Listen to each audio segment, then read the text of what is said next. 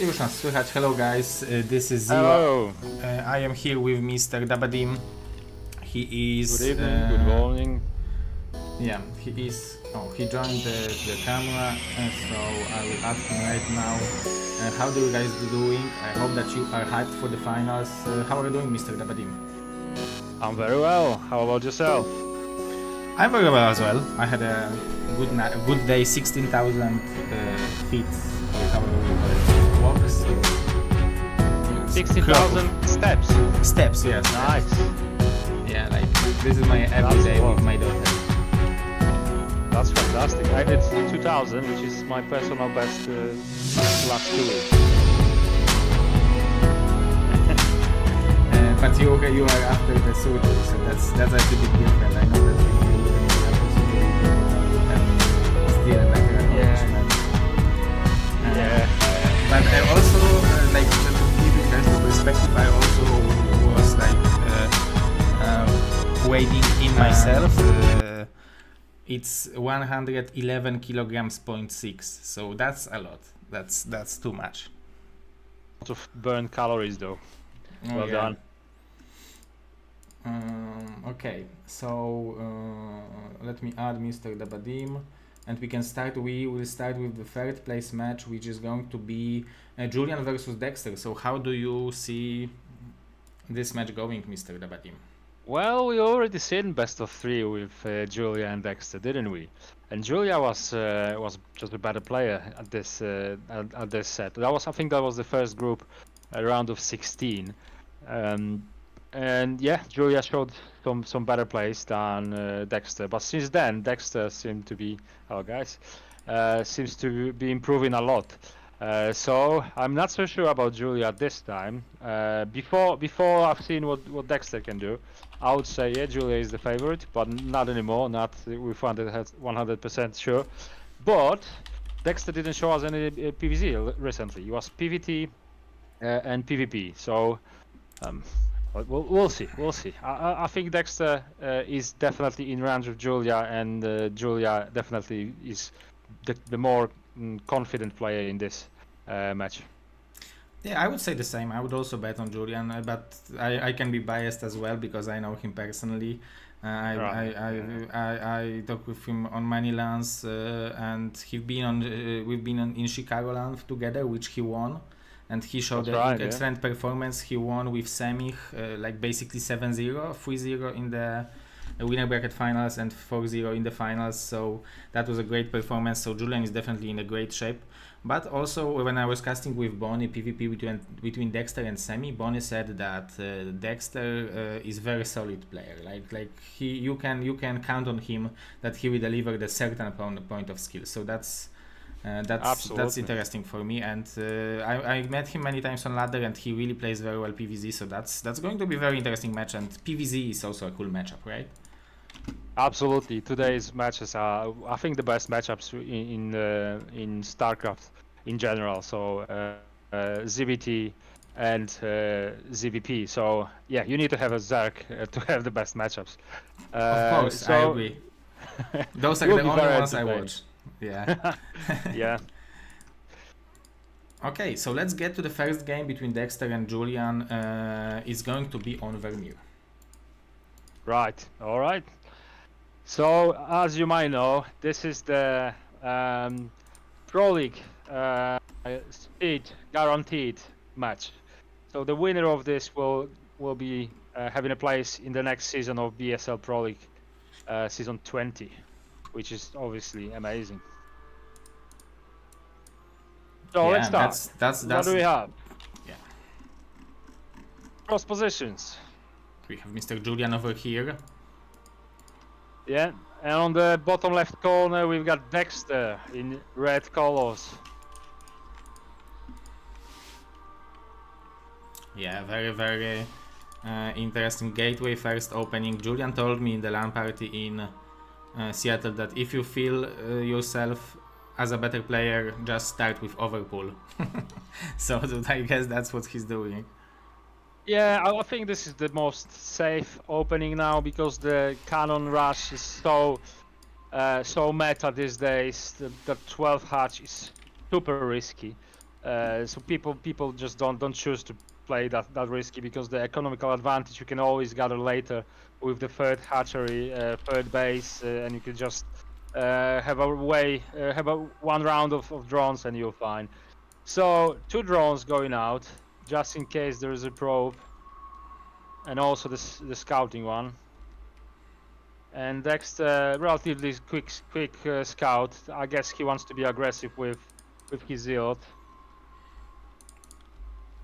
The question is how many zealots will he make, because as a Protoss, obviously against Overpool, the meta, I think, to defend it, especially with cross position, is to make two zealots and Nexus after 2 zealots. But you can go with the safer route with 3 zealots.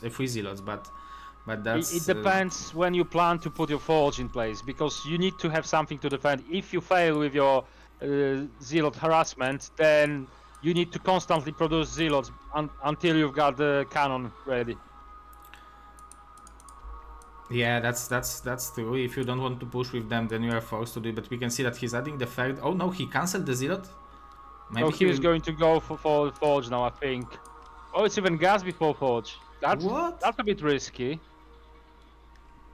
I mean, he still should be fine if he sees how many links is in production. This is what tells him what he can sacrifice, and I think he can sacrifice delay in the. Wow, this is I love quite this. bold move. Yeah, but I like it a lot. He can see everything with the probe. But you're risking losing the gate if you don't micro well, and if you miss micro a bit, you might end up with links inside of your base. Yeah, so that's what you don't want. That's the risk. Like, that's why I didn't understand cancelling the zealot, because I understand putting the cybernetic core first, that would be good, but having this third zealot right now would definitely change, because if Julian will link out right now, this cannon will not be in time because it didn't even start it. So we can see zealot being surrounded, and you were right. Run by. Whoa! Oh, amazing 2 kills! Deadly probe. Very good for Dexter because of his greediness, but it paid off. So now Julia is playing something that I didn't see him playing for a long time. So Hydra Bust. The Protoss players who I'm talking with from Polish scene are used to saying that when you are playing Zerg, there are this is the matchup of a lot of possibilities to lose the game. The Zerg have so many options, and this is one of them. I know many Protoss hates them, right? You are the Protoss, so you know how hard it is to deal with it, right? How many cannons to produce and stuff like that. What you need the information. So a sneaky probe somewhere on the map, like about now, before you cannot go out because of the Zerglings, is the ideal thing. Because when you actually scout your opponent, you need just a fraction of information. So for example, to see how many drones there is on natural, that is an information that can be a lot.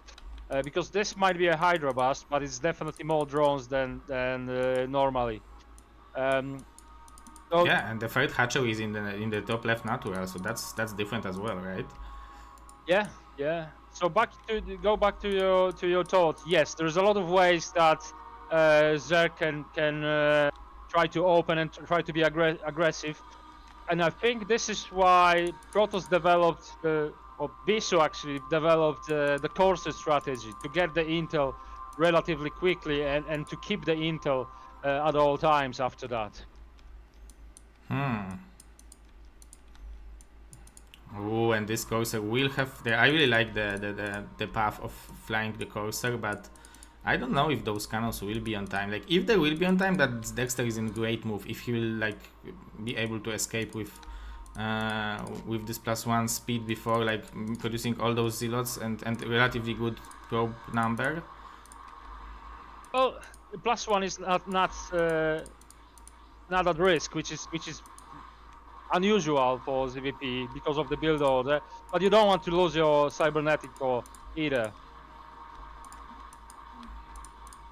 Yeah, that's rough, especially before the range is done, and you can't go for +1 weapon on Coursers, so you always sacrifice something. we need it for Robo as well, so you know it will be delayed Robo.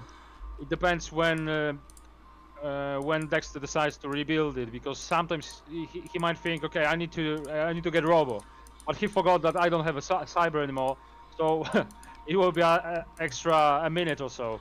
Oh yeah, that's rough. You are right. That can happen because he's adding Templar Archives, more gateways, so he will focus on producing Zealots and Templars. So Muta switch can be very dangerous, and also Lurker switch. So that's another thing. If there is a Muta switch, normal you can have I don't know, 5 Dragoons that will help you out. yeah, just exactly. to chase some of them, but this won't be an option if you don't have this cyber core.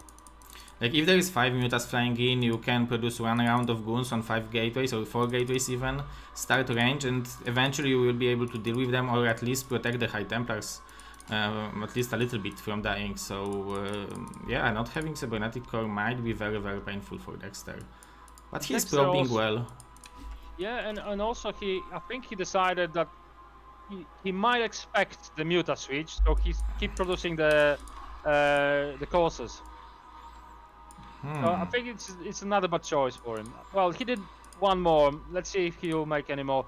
He obviously can fly into Julia's base to confirm if there's a spiral somewhere being built.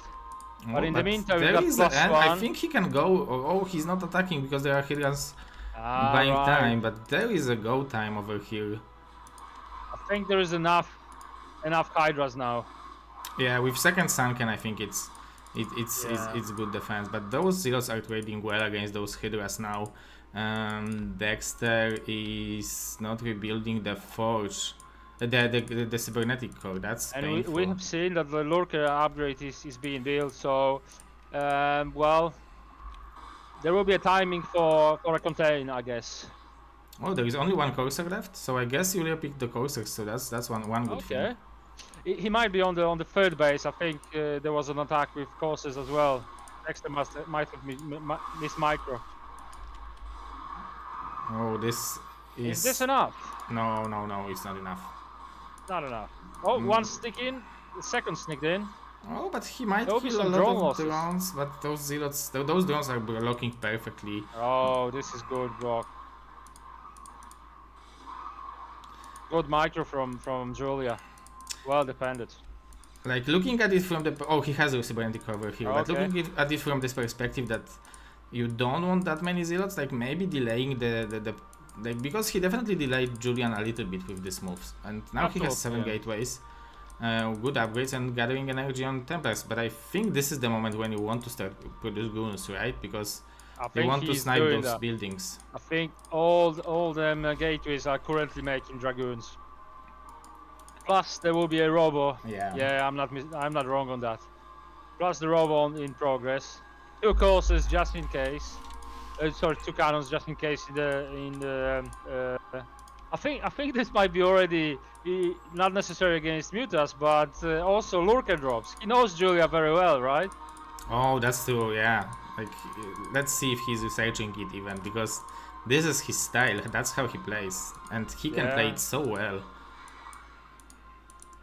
Everybody knows he plays this, and it works every time anyway. So deadly tool in his pocket. Oh, we got already Queen Nest, so that's interesting.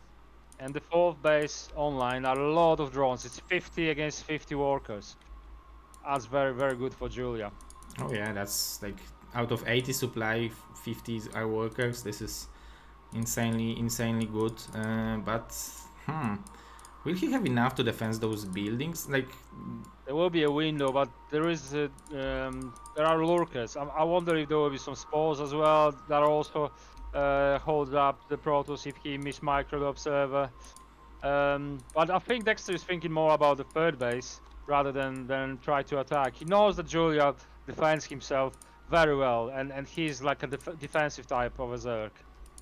Yeah, that's true. Like if you know that about your opponent, then like going for 2 extra bases in a row might be a good way, because you know that you will not be punished with some mid-game aggression.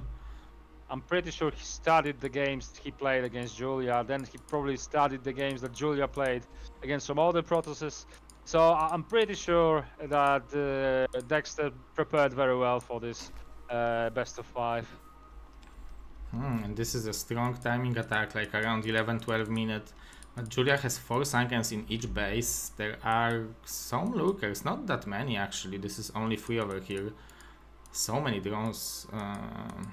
12 here. I think you're right. This might be the window because Julia didn't start the micro yet. He didn't build extra 3 hatcheries.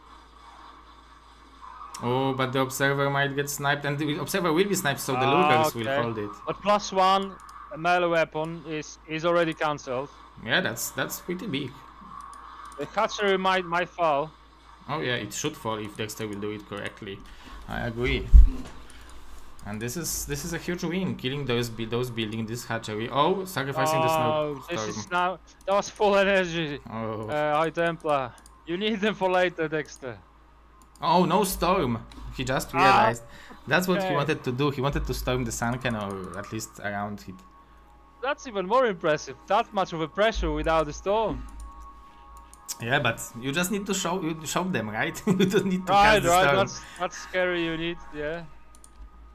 Okay, so I think there's enough cannons to defend it, unless he won't be able to pull it in time. Oh, but there is no observer over here, so those lurkers can snipe the probes, and that's what Julian is doing, I guess. Okay. Cannon, yeah, okay, the observer is with the army. I think he already targeted some probes, so there was some losses. Oh yeah, there was some, but it was like 1 lurker spine away from the tragedy. I think so far so good for Dexter. I think Julia is lacking the hatcheries. Not only the one that he lost, but in general he didn't make many of them. It was just 1 at every base, +1 on natural, +1 on the second, on the third base, which is now gone, and now 2 more at the fourth base. Might be just enough.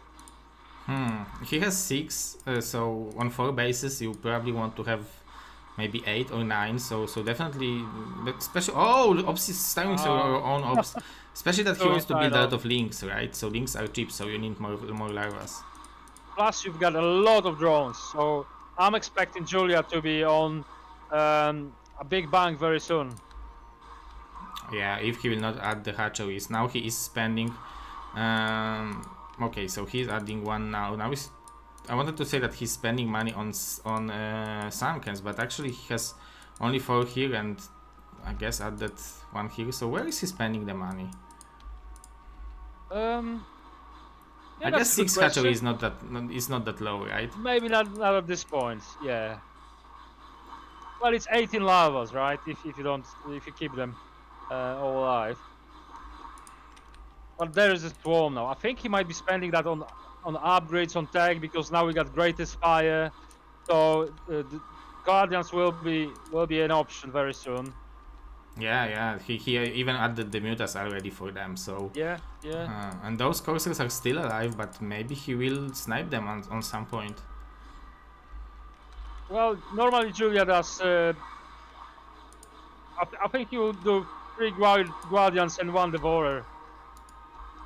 Oh, so yeah, that could save him. Oh, I really love the usage of the swarm for his own advantage. Yeah. Okay, for the base is being cancelled, and hopefully not by 1 Zergling, right? I mean, at least it is being scouted. Oh, we have. Okay, it is actually for Guardians. Oh, I like the move in. Only the links are attacking the goons. I'm not sure if I like this trade by Dexter. I mean, I don't like the trade, but I like the idea of trying to use it. But with the better execution, it could work. Oh, okay, I agree. I think what he needs is my favorite unit in this matchup, which is the Reaver. Oh, so nice placement of the Guardians. Yeah, the coursers arrived, but those Guardians are buying time, but Dexter is already here, so that's nice. Nice storm dodge, but it won't be enough. Yeah, but those 7 kills, 2 kills.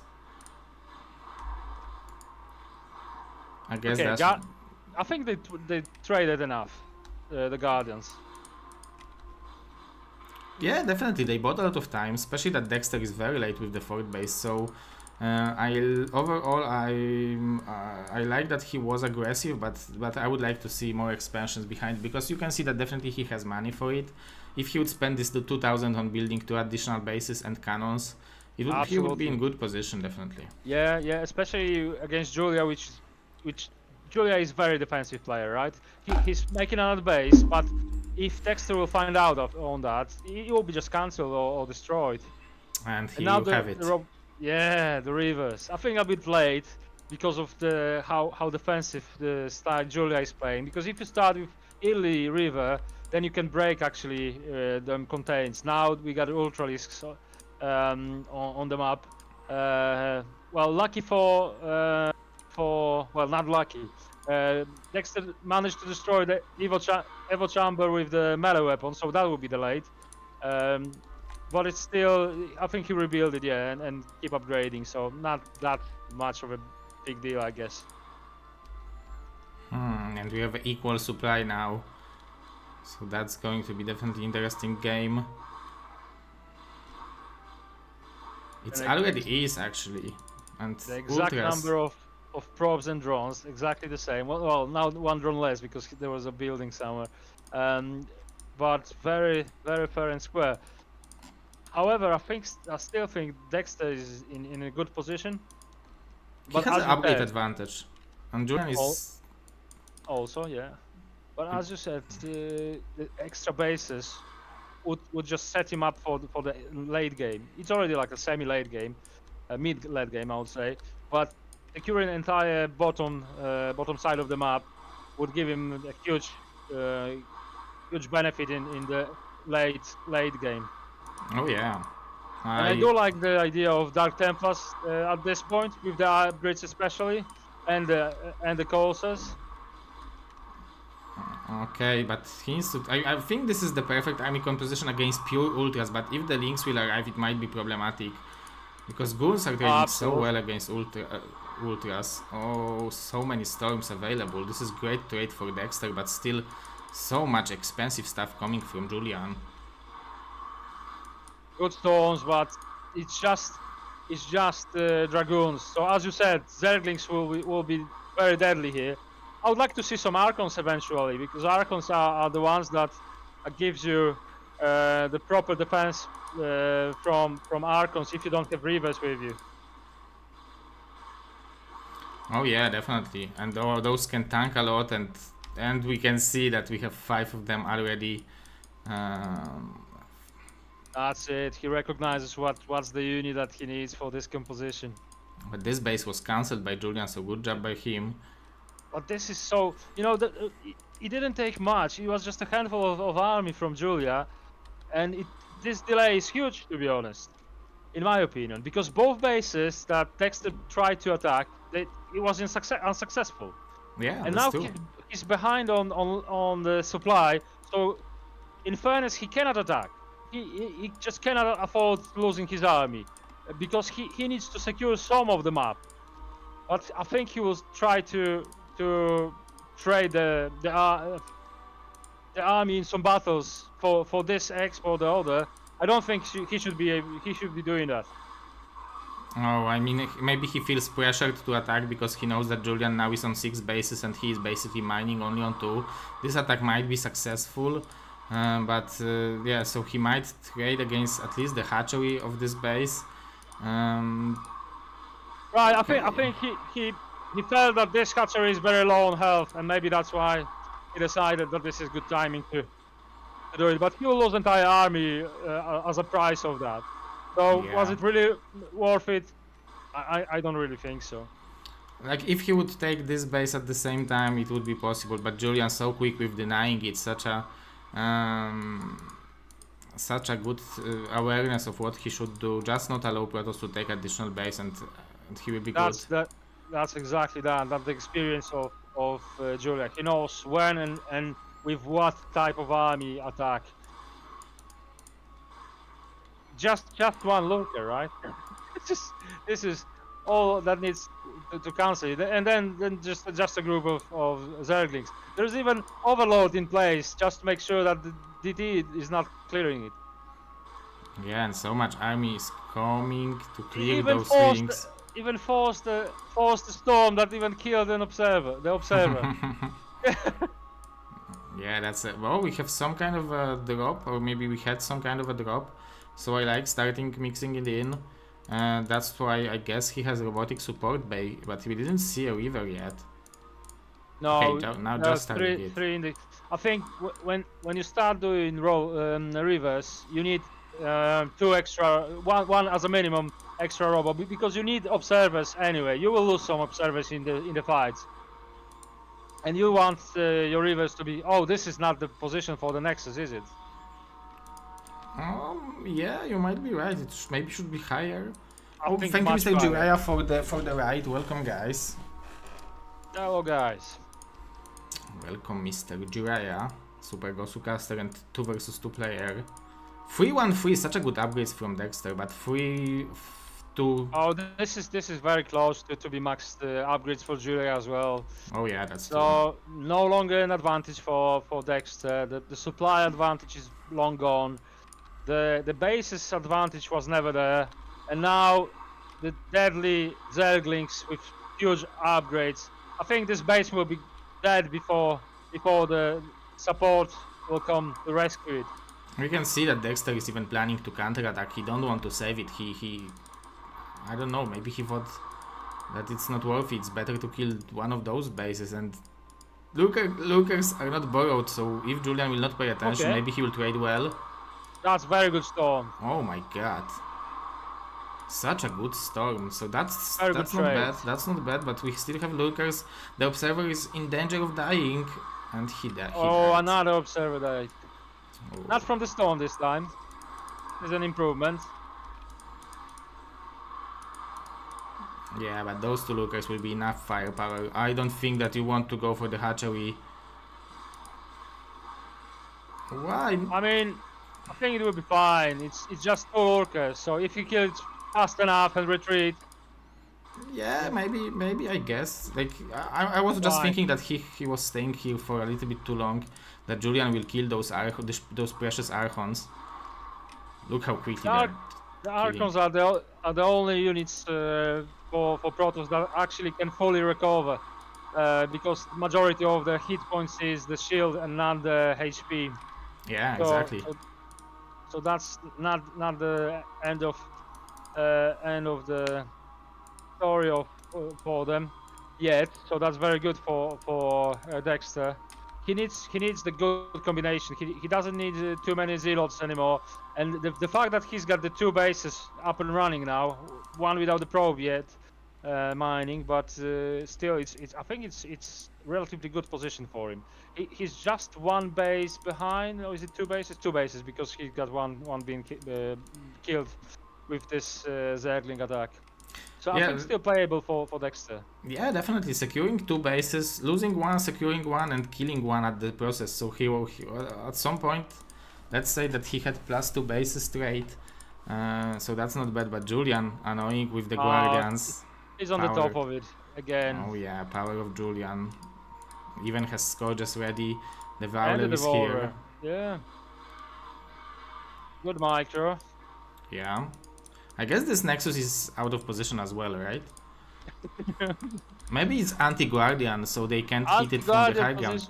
Right, so it pulls them into the into the map, so the Dragoons can shot. Okay, another attempt. I mean, where are the storms? You need some more units, different units to this composition. Come on, Dexter, just not pure Archons. Gather up your army and try to attack. It will be fine. We got rivers, I guess, so that's a good thing. Finally. That's a powerful army composition. Guys, why didn't you tell me that there is no in-game music on the stream? I guess we comment so well that they don't need in-game music. That's very flattering. Okay, the rivers fell down very quickly. The flag is deadly. The army is trapped. Another great flag. Yeah, this is a great for Julian. It is. I think Dexter is rushing a bit too much. Ooh, 17 probes. Oh, 17. Yes, this is what we were missing. Lurker drop. Signature move by Julian. Exactly that.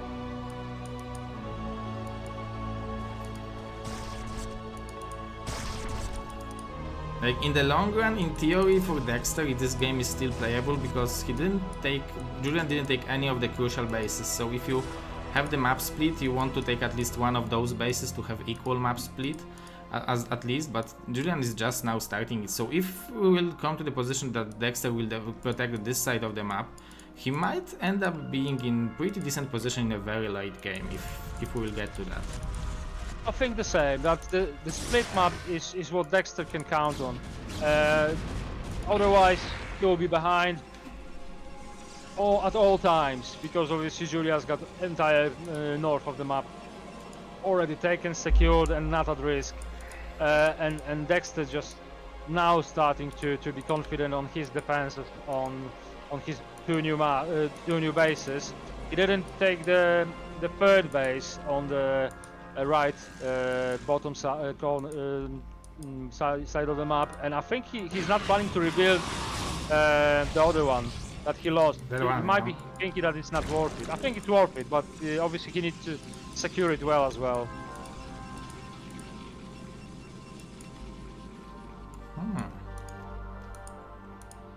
So Julian is mining from this base, and this base. So 3 bases mining versus, okay, we can call it not mining, so let's say 2 mining, 2 long distance mining, but with 47 probes it's not that bad. Yeah, but Julia's already has got his supply limit, so he's just now banking up, and he's got 66 drones, so he's banking up even faster, and he's taking the key crucial bases that you said, on the 3 and 9 o'clock. So, well, everything goes on Julia's plan, I think.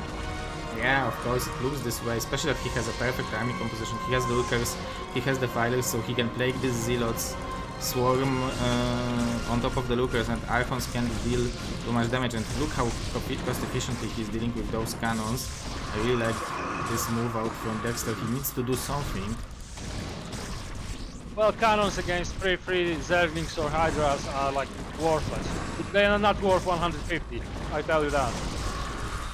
Oh my god, and Shuttle didn't arrive on time. Dexter realized that he can't afford to lose those bases. This is a disaster. This army composition from Dexter is not good enough for lurkers. Those zealots will die way too quick. Nice block with the lurkers. Not enough left, or maybe those cannons are not that good. I thought that he will want to snipe the Nexus, but we can see that maybe clearing those cannons for the later lurker drop. Oh yeah, good point. Lurker drop. I've seen that before. Okay, Dexter stabilized for a moment, but a bit chaotic by him. Not many resources now. Struggles with mining. When Julia is confidently just gathering another army, he's already built. Upgrades are done. I think there is even upgrades for the flying unit. Oh yeah, that's true. 2 spires even. 2 spires, yeah. Why not? He's got the money for it. Oh yeah, and the observers are dying. It's so hard to control observers with this army composition, and again other observers now. The thing is, at this point, you should have speed and the range for the observer, and then you don't care. You just keep it behind, and it can travel very quickly. Especially that Zerg never stops building lurkers in ZVP, just never. Yeah, this is just too good unit, especially under the swarm. Exactly. And catching those Archons. I think this is it. I think this is... Dexter won't be able to rebuild his army after losing this one. Beautiful, efficient trade. You don't see that And then often. Snars.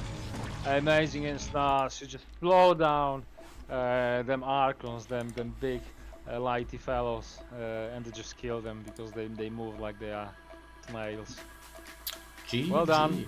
Well done, yeah. Good exactly. game. Julia again started a bit poorly. Not enough production. Dexter looked very good, but Julia just brought it to late game, which he feels like he's the strongest, and he is. so he was on the top of that game. Let's see the second game then. Yeah, let's go for it. From our German Protoss. What Yeah, map, this is the map. The map pick is going to be Radion. So yeah, let's jump right into the game. Okay. Another big map, another 4 locations map. And this time Julia will spot Dexter straight away. He's flying in the right direction. We'll see. Maybe some different build order. I don't expect Julia to change anything at all. I expect overpull, pretty much the same stuff. Maybe a part of the Hydra, early Hydra. I think normally he doesn't do that. But we'll see. We'll see how the game develops.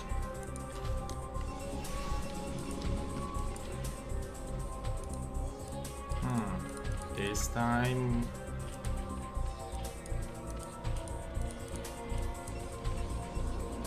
Pretty standard. I think it will be again gateway opening. I think it should be relatively more flexible, giving you more options opening than just the Forge or the Nexus. Although I would like to see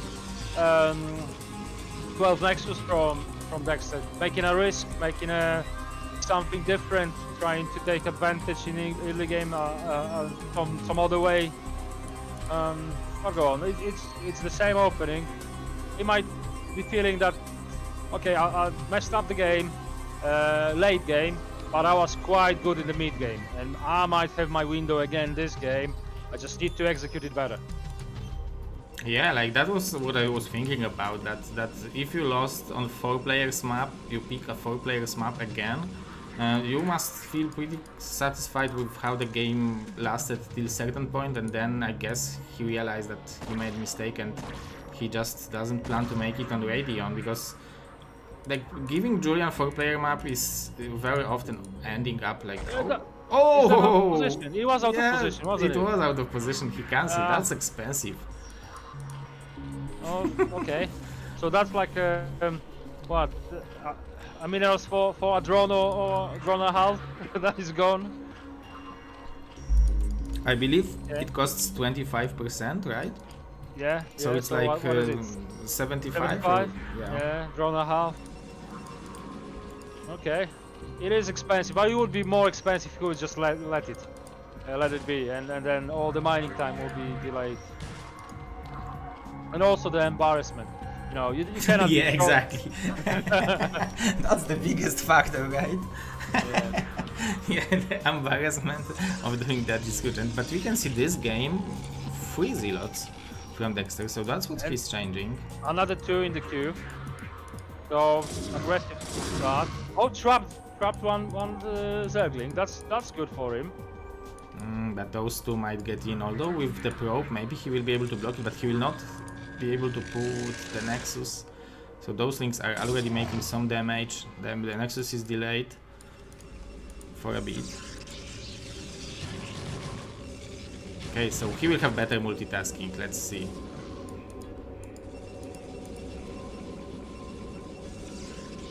Very interesting. Very interesting. So far so good for Dexter. Didn't lose any probes. Killed some Zerglings. Oh, that was a good beginning of the fight for Dexter. But now those zealots are kind of trapped. Very damaged zealots. I think there's no future for them zealots anymore. But I still like what he did here. because he forced a lot of Zerglings. He even I think slightly delayed the third base, and he didn't lose anything. It's 19 probes to 10 drones. Yeah, that's too. And That's too. He and forced so many Zerglings and speed before the layer. Okay. Oh, but this indicates that might be some type of aggression. But the cannon is already in place, so Dexter didn't slow it down this time. So I think he's alright, because all these Zerglings might be just useless now. I'm wondering if you can attack the gateway from the right side, out of the range of the cannon. But I guess it's just in range, maybe. Well, but how many Zerglings can you attack with? 1, 2, and then you can just put another cannon. It'll take a year. Configuring like- scout. I like the probe on the map. I always like the probe on the map at any point on the beginning of the game before the courser. And now he sees, the one thing he doesn't see is the speed, but what he sees, that there is no gas mining. And this makes him thinking, what is happening? Why this guy did not mine any gas? He just gathered that for the lair. Yeah, and as a Julian, if you invest in speed, you are going for the layer because you are probably expecting Protoss to think that after the damage he made to you, you are forced to go for 973. So he is delaying the scouting with the links and going for the layer, which should give him some maybe flexibility in the units that he will produce. But I already know what's going to happen. Julia will make every effort to take it to the late game. Yeah, of course, that's what he's doing. Evo Chamber even, so anti-Corsair. Yeah. The only thing that it doesn't add up for me, that Evo Chamber is somewhere on the back. Normally he just put it on up front to make the Sim City. Now the Sim City will be weird, unless you can fit the hatchery over there. I think Julia knows what he's doing. So he probably can block this entrance with an extra hatchery, right? Or am I wrong on that? If he wants to extend it to the long game, most likely yes, because you want the wall in front of the Sunkens. So I would say that he will go for the hatchery here anyway, but let's see, maybe he has a different idea on that. Oh, that's a spore, that's not a Sunken. Yeah, this is a spore because he had such a late Stargate. Alright, because of the not mining gas, and because he wanted to, well, catch up on the minerals and rebuild all the drones. I guess he's doing a good job with it, 32 drones. Those hatcheries are late. How come there's not a single overload fall down yet? If there's nothing but just this one spore defending it all. Okay, we got Storm dying finally. Yeah, the Spire is still not done, so he has time to kill some overlords if he will find them. Okay, so we have 2 potentially dying. That's not that bad. Yeah, it's fair. And now the Sim City, okay. So an extra Evo chamber on the front as well, okay. There's a lot of zealots, it will be very tight. I'm not sure if the timing is there. I think the zealots should be already out, because on the way they will get all the upgrades. Yeah. But then they will be scouted by the Zerglings, so maybe he wants to move out with the speed, so it will give less time to react. Alright. With adding Sunkens. And I think the Sim City isn't there for Julia on the natural. I don't think it's enough. You won't be able to bring your drones in time. And he's making drones. Alright, this is super risky. Plus 1 weapon.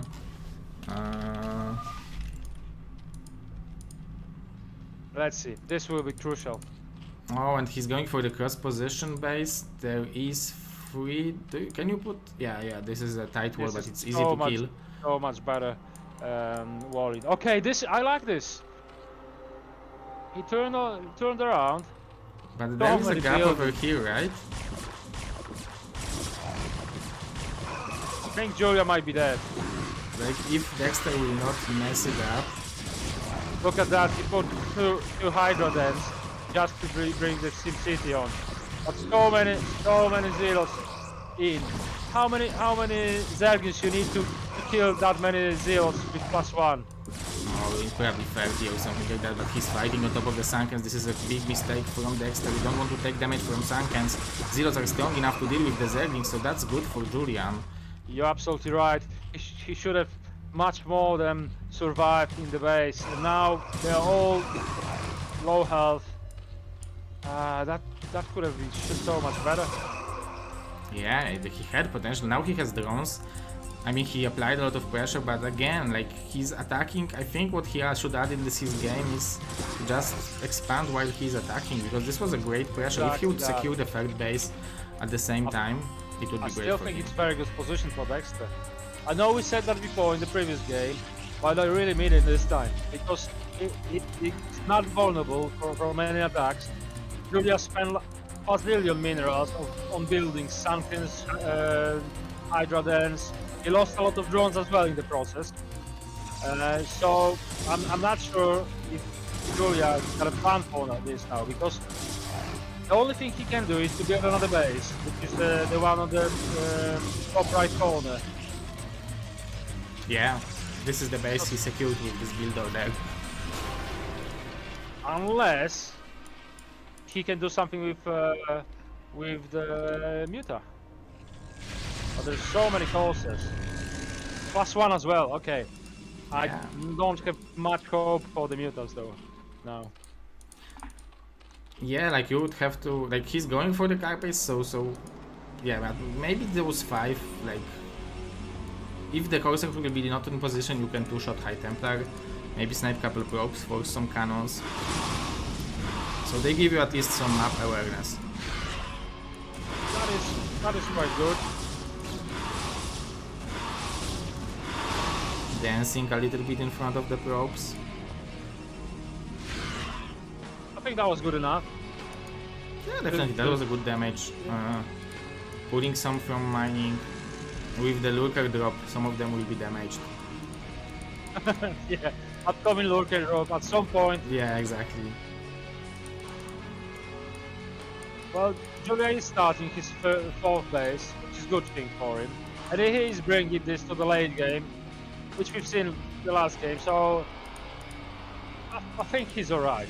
I think, even though I still think he's behind, I think he's alright. He can stabilize it. He's got a good number of drones, good production now, and not as far behind as I thought he might have been.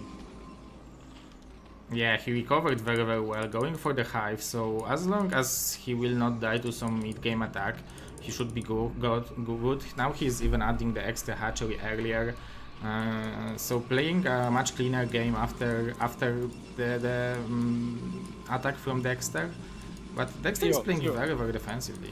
Hero, imagine that. Don't build High Templars against Julia, build straight Robo River, right? Yeah, the game is over.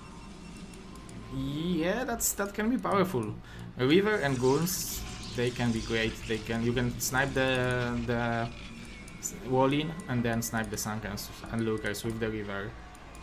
Because it's always very tight wall. You pretty much don't have anything to throw the storms on except the Lurkers. But the Lurkers could be easily killed by the Rivers anyway, so what's the point? Yeah, that might be a good idea against this strategy from Julian with this extra base. Okay, there are this some. is nice. Okay. Still no upgrade for the speed. Okay, that's interesting. So if all the Mutas will be killed, there will be a window for Dexter to chase down all the overlords on the map, because there is no speed yet because of the early hive from Julia. Yeah, that's what he's doing. He realized that those overlords can't escape very easily, that he has air dominance. At the same time, Julian going for the counter attack, so he's saying overloads for probes. But one storm can deny this. Oh, not that storm! Okay, I was worried that he actually targeted his, well, that was in range of his probes.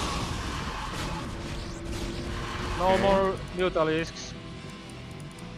I'm not sure how much I like it. He built Greater Spire. I thought that he has some plans with those mutas, but then he sacrificed it. Maybe he thought that maybe it's like better to buy time to prevent Protoss from taking the forward base, but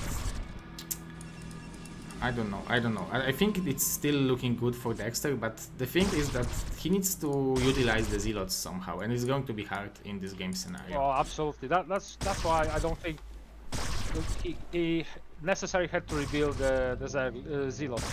There was no need for that. He's seen how tight the wallings are. He can take control on the map with some other units rather than Zealots, so he could invest these minerals in the next bases with cannons, just secure it properly, build another 10 gates, because why not? I think he should build more gateways. I think he's got, what, 4 bases and 6 gateways? Yeah, that's true. And the money is rising. Yeah, that doesn't add up. Yeah, he definitely needs like 4 more gateways. I think it will be late game, but now it will be on Dexter terms. Because he will be maxed out very, very soon. If he would have enough gateways, he would be maxed out now. Yeah, he could be, if he would want to. This is like 10 goons missing and he has cash for 10 goons. He just doesn't have gateways for it. He's preferring to spend money on cannons, I guess. But this is not the army that can attack, I guess. This is not enough goons, it's like 11 goons. Maybe throw some storms. Imagine four rivers in this composition. Like killing everything up front, it will be a disaster. Yeah, especially with the Corsair support. Yeah, and he never lost any courses, not that I seen one. What are the upgrades? Let me see real quick. He's got another forge just built just below the first one, so not this one, on the natural.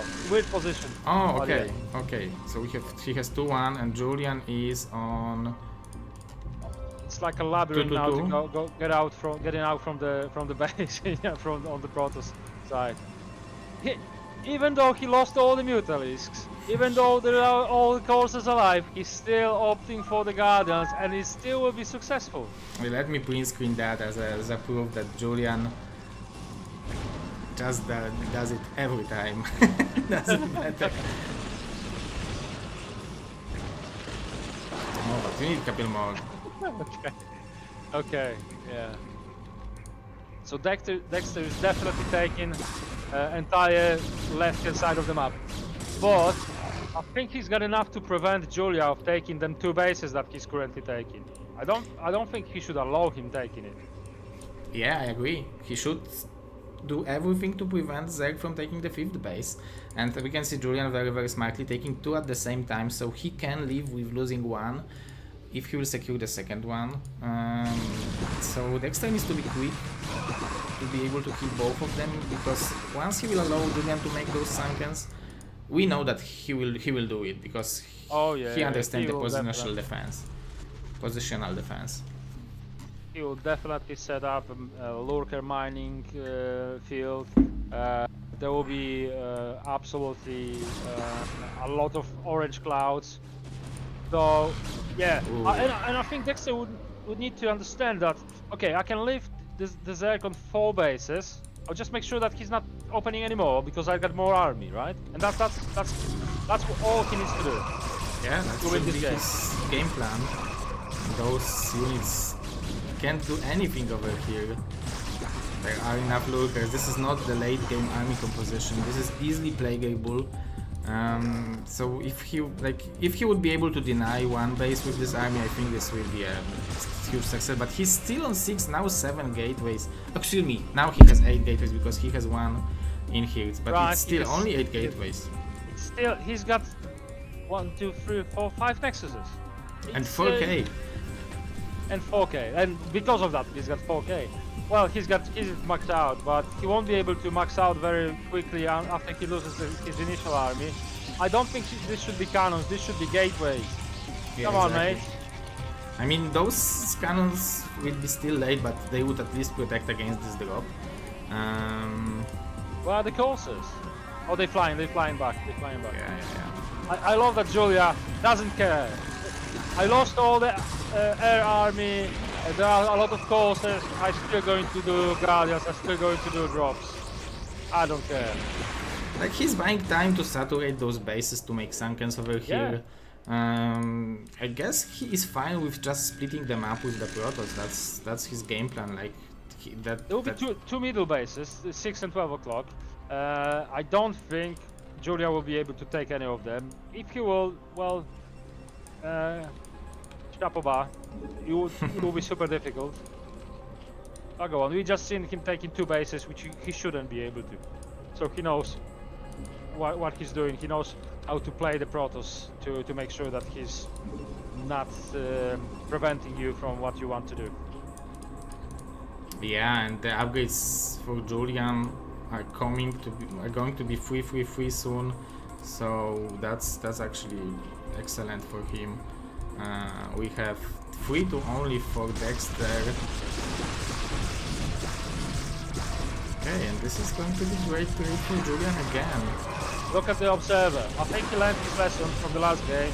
Observer's got the speed, and potentially he's got the range as well. So that's good. At some point he will find out that River is super effective for him as well. So he might add them on not only for defense but also for some aggressive move outs. He loves his cannons. He doesn't like his gateways though. I think he doesn't like to risk losing any of his key buildings. So and he recognizes that I got 5k, I can spend it. I don't have anything else to spend it on buildings and upgrades. So okay, I think attacking isn't a bad idea for Dexter. He has to do something. He's playing against 6 base Zerg. If not attacking, then taking additional base, but the problem is that he has all the money he needs. He just like he has 200 also, but he can't do anything with the army. That's his problem. The thing is, he's like playing, okay, he's playing PvZ because this is how you play PvZ, right? You play this units, you do that buildings. I think on this point he could have like do even recall, arbitrary recall because of how Julia is playing. Yeah, definitely. That's not a bad idea. Recall is always good in this stage of the game, or at least go for the Maelstrom, or at least the rivers you talked about. I really like the storms, but still losing a lot of armies. The way that Julia's played, he really defends very well. He's fighting only the fights that he will be exchanging well. Where Dexter fights all the fights that he's supposed to fight, like this one. Yeah. He didn't want this fight, but Julia made him to fight it, and the outcome is Julia is ahead the supply. Yeah, he has more income. I guess Dexter this game has enough money. The problem is that he doesn't have enough production. Right, so now he's got 6k, and I'm guessing there will be queue in every of these gateways. He needs to realize that there's not enough, right? I mean, what else can you do? Can you go for the carriers now? Like, maybe he has the maximum amount, like, he allows himself. Like, I don't go crazier than 8 gate, right? Yeah, 8 is big. That's 8 of them. Man. Yeah, 8 is enough. Like, I don't go crazier than that. And like, maybe now he has to add the robots or stargates. And also he's making zeros. I mean, you can make the most expensive unit you can have in this game. You're choosing zealots. They're not great against the ultras. They're not great against the zerglings at this point. Just yeah, but at least they trade against lurkers. Like, you need to add a couple of them, but yeah, that's annoying, and we can see that those screens are having huge value. Just 3 Templars with a lot of energy. You need them for this is exactly what you need them for the super flag that you can put in the highlights later. Or you can flag 20 units at the same point, because the range will be not enough if you got dragoons or rivers or any other bigger unit. Okay, so now I think it's Julia's game again. By no means this is still Dexter playable game. You just have to have an idea what to do, how to approach, and what's his plan. Because so far his plan was to take them up and nothing else. Yeah, that's true. Just to trade well, we can see a lot of Archons again, so this is the similar army composition, but again not involving the rivers in the army which will be fighting, so that might be a mistake from Dexter. He has the money, he's still on those 8 gateways. Now we got another one on the natural, the new base. Ooh. I think it's only 2% city, but maybe he will lose some of it. I like this trade. Yeah. And this it will be definitely denied. This is the great engagement for Dexter to take. He just needs to... Exactly. The storms on the ramp. Yeah, good storms, make some Archons and trade as good as it's possible. I thought it's Arbiter for a second, but nope. It would be great. We have some... Another gateway added. That's yeah. good. Just one more. Don't be so crazy. It's only 10k I got in bank.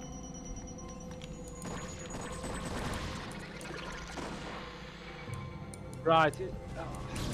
Guys, we have more viewers than followers on this channel. Just click the follow button. There will be more streams over here.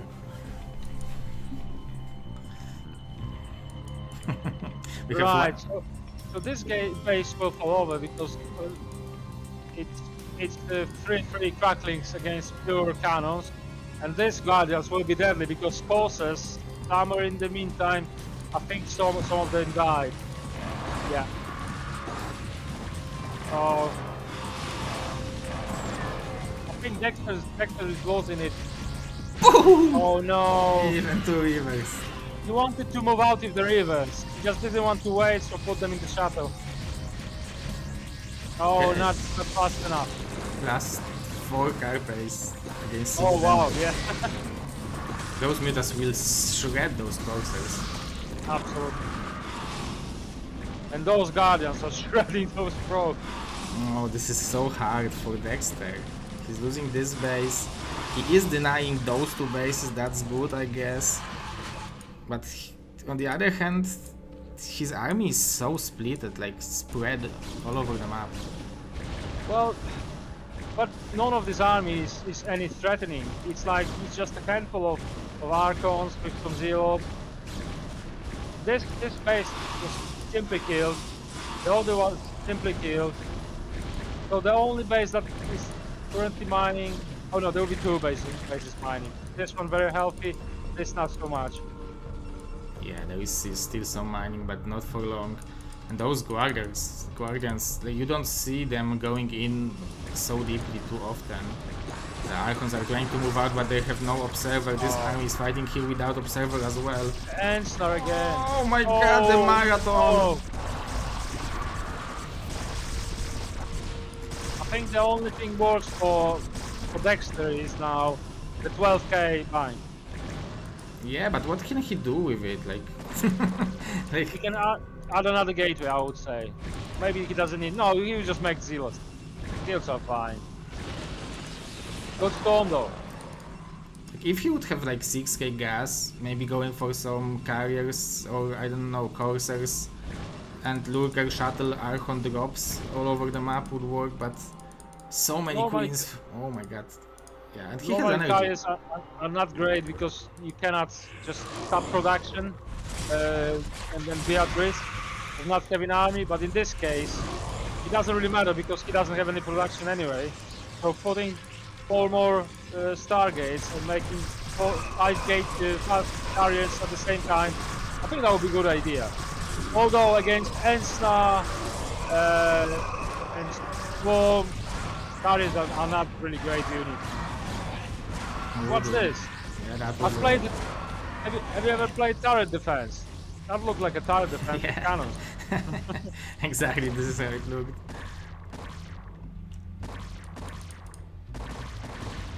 And now I never seen that. I must confess. Protoss at 11k bank and 98 supply. I mean, how? It's just like gateway costs 150 minerals, like, right? So if you have all the time in the world, it's better to build from one gateway all the time, right? Just to not lose money on the gateway. Right? 4 gateways is like 6 zeros. Yeah, exactly. Exactly right. So you save 600 minerals. This is 6 zealots and 6 archons. This will not be denied this time. And I think this is over because this is not denied. And it's 6 token and okay, the river drop. This is interesting. G. G. So we got 2 G's already. We have 2 G's. 2 G's. Yeah, I guess with the Julian There power was a moment on this game when the zealots were running into Julia's base. I think the supply was like 85 against 40. And I understand that there was a lot of buildings from Julia, but again, 85 against 40. And he could have ended this game at that position. But, well, he didn't execute that well. Julia defended very, very good. And then Julia just brought it to the late game and did what he wanted to do. He just played his game. Yeah, okay, money doesn't win game, right? It's just the units and the way you play them. So yeah, let's hope Dexter's got something else in his pocket now. Not the same. Well, the early game, I hope for the same. But then the mid game was alright, but the late game quite different, please. Dexter, show us something more. I know you can. I know you can.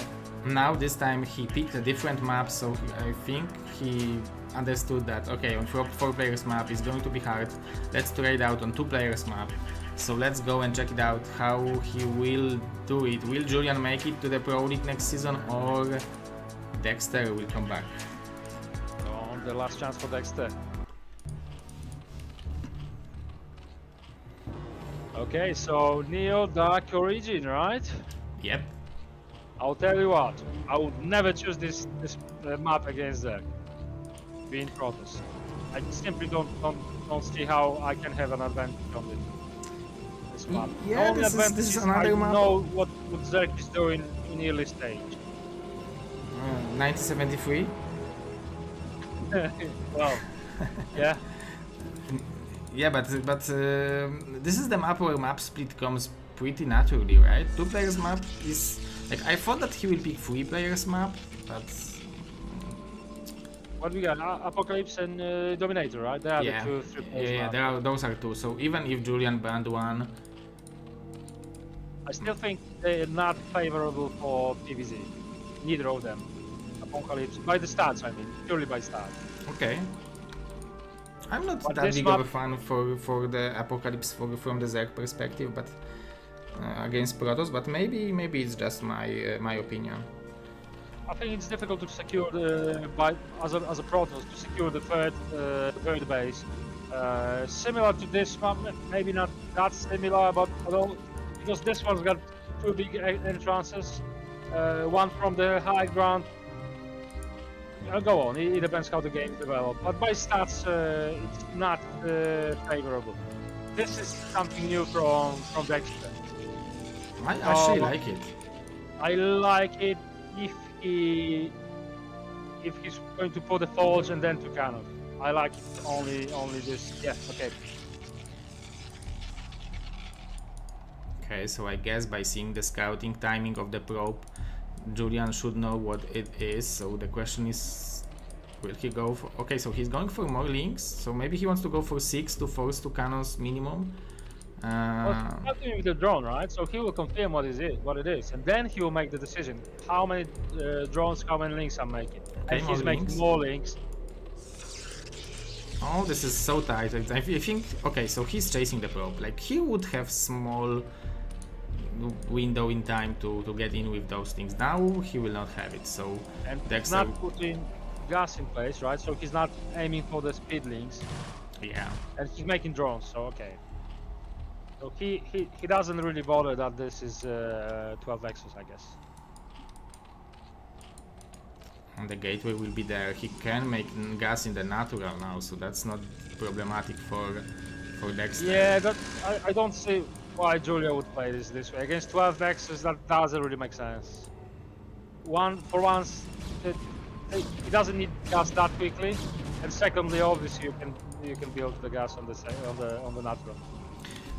I guess it releases some pressure because I think the Zealots will want to kill it, not probes. So the Zealots will not attack. Okay, I guess if you prepare like a run by with the Zerglings like he just did, I don't think this will be possible. Yeah, this is perfect from Julian. Okay. He's getting in with a 2 at least. So the 12 Nexus is already been like paid off because of them 3 Zerglings. It will be a lot of delaying, a lot of probe pressure. Yeah, 3 is a lot with that low of the probe number. And the Zealot is a bit far away from now. And with the links in the main base, this gas is even better because if you will send Zealot with attack move, it will not chase the Zerglings, but it will attack the gas. You're right. He's almost not mining on this on the main now. Dexter is. Okay, no. Look at that. Yeah, one shot. Yeah.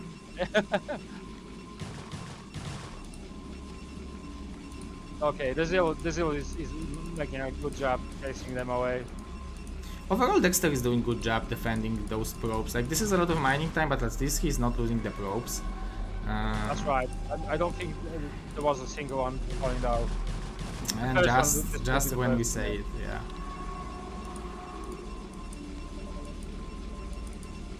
But this is amazing job from Julia either way. You know, the Protoss is distracted. He's not putting the tech in place. Even now, I think he wanted to put the Stargate in place, but there were links running by. So he couldn't. He just put it in the different place now. Slightly delayed, but delayed. Another probe down. Yeah, I wouldn't mind even making cannon over here. It's like... At this point, you can even expect fire, right? Yeah, like, and you put the cannon anyway against Scourges, so why not put it a little bit earlier and not lose the probes? Another one, and another one, my and God. another one. 24 to 22, and still 2 links alive, so he will be able to catch another one. There's a dragon that is going to chase Zerglings. There's even speed now. What a finish. I just wonder if Julia did it just for them too. Oh, he made some more, okay. Oh, Ninja couple links. Julian is showing the early game aggression. So he's like, you thought I will go for the map split? Nope. And I like where he put his base in the bottom left corner.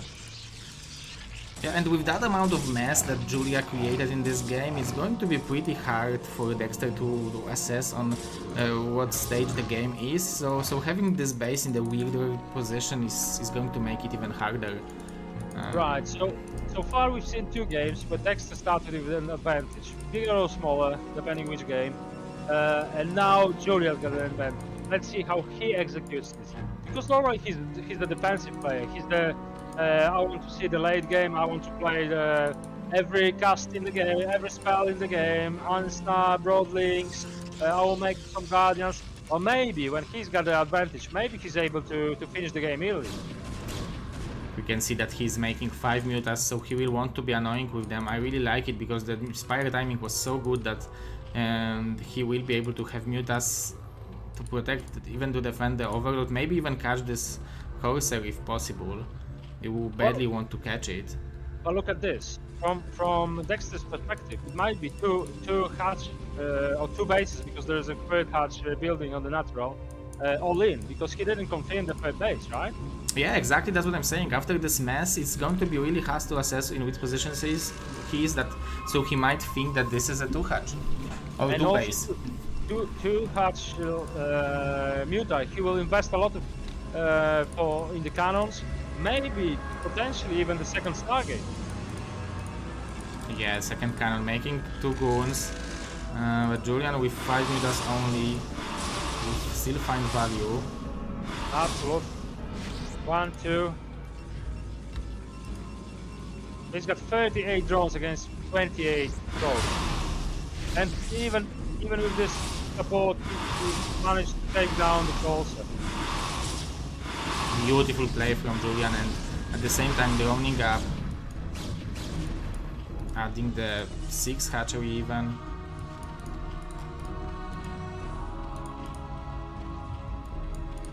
A little bit supply drop block, I guess. I would say it's playable for Dexter if I wouldn't see the previous 2 games. Now I think this is super hard for Dexter to come back to life. Oh, that's true. That's true. This is definitely the hardest game to enter the mid game with the games we've seen so far. Julian showed some excellent aggression, and does he have? Yeah, +1 Carapace is on the way, so there might be a second wave of Mutas, like with I don't know, 11 Mutas or 9 Mutas jump on top of the cannons and try to kill the Scourges kill the Corsairs with the Scourges.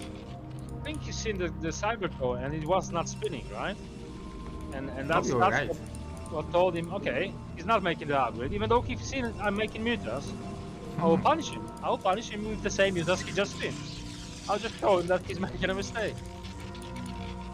We still have just those 5.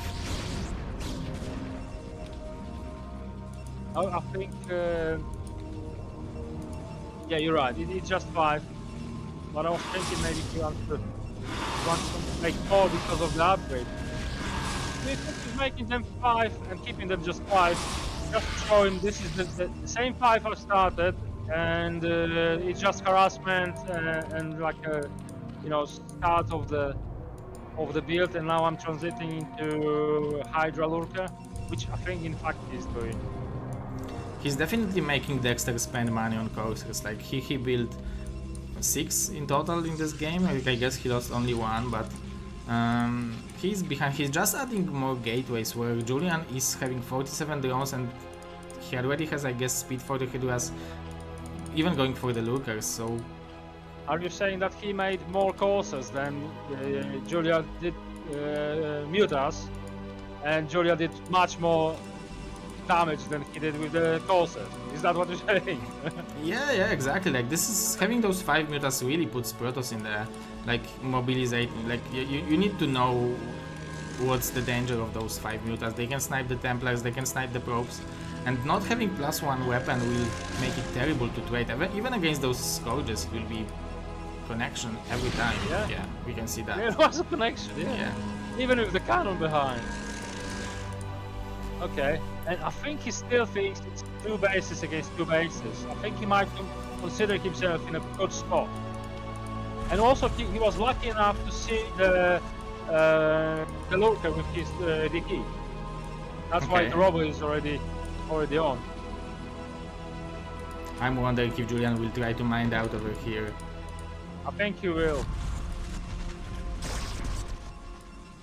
Oh, the Lurker confirmed, okay. Well, the Lurker was confirmed before, but now he's confirmed the position over there. If you bury the Lurkers just behind on this side of the map, on the bottom, just next to the mineral patches, to the non-natural, can you reach the pros? You mean over here? Yeah. I'm not sure. I don't think that you can reach this one, but I think you can. Yeah, you can reach the gas for sure. Yeah. Okay, the Mutas are attacking. Oh, nice storm. Oh, nice storm. This end of Mutas for this moment. But the contain is real and it's deadly. Oh, but Dexter is getting ready for the attack from this side. I mean, I think this is wasted my minerals, to be honest. Yeah, it could have been gateways and goons. No, he's got already gateways. What do you mean? Yeah, there are 6, so he can make 2 more. Well, without the next 2 nexuses. And now he's scared. He just confirmed his base. Oh, the queens. And the ants are already. I think Julia is taking a piece. Ants are in that early game. I mean, he's just playing with food.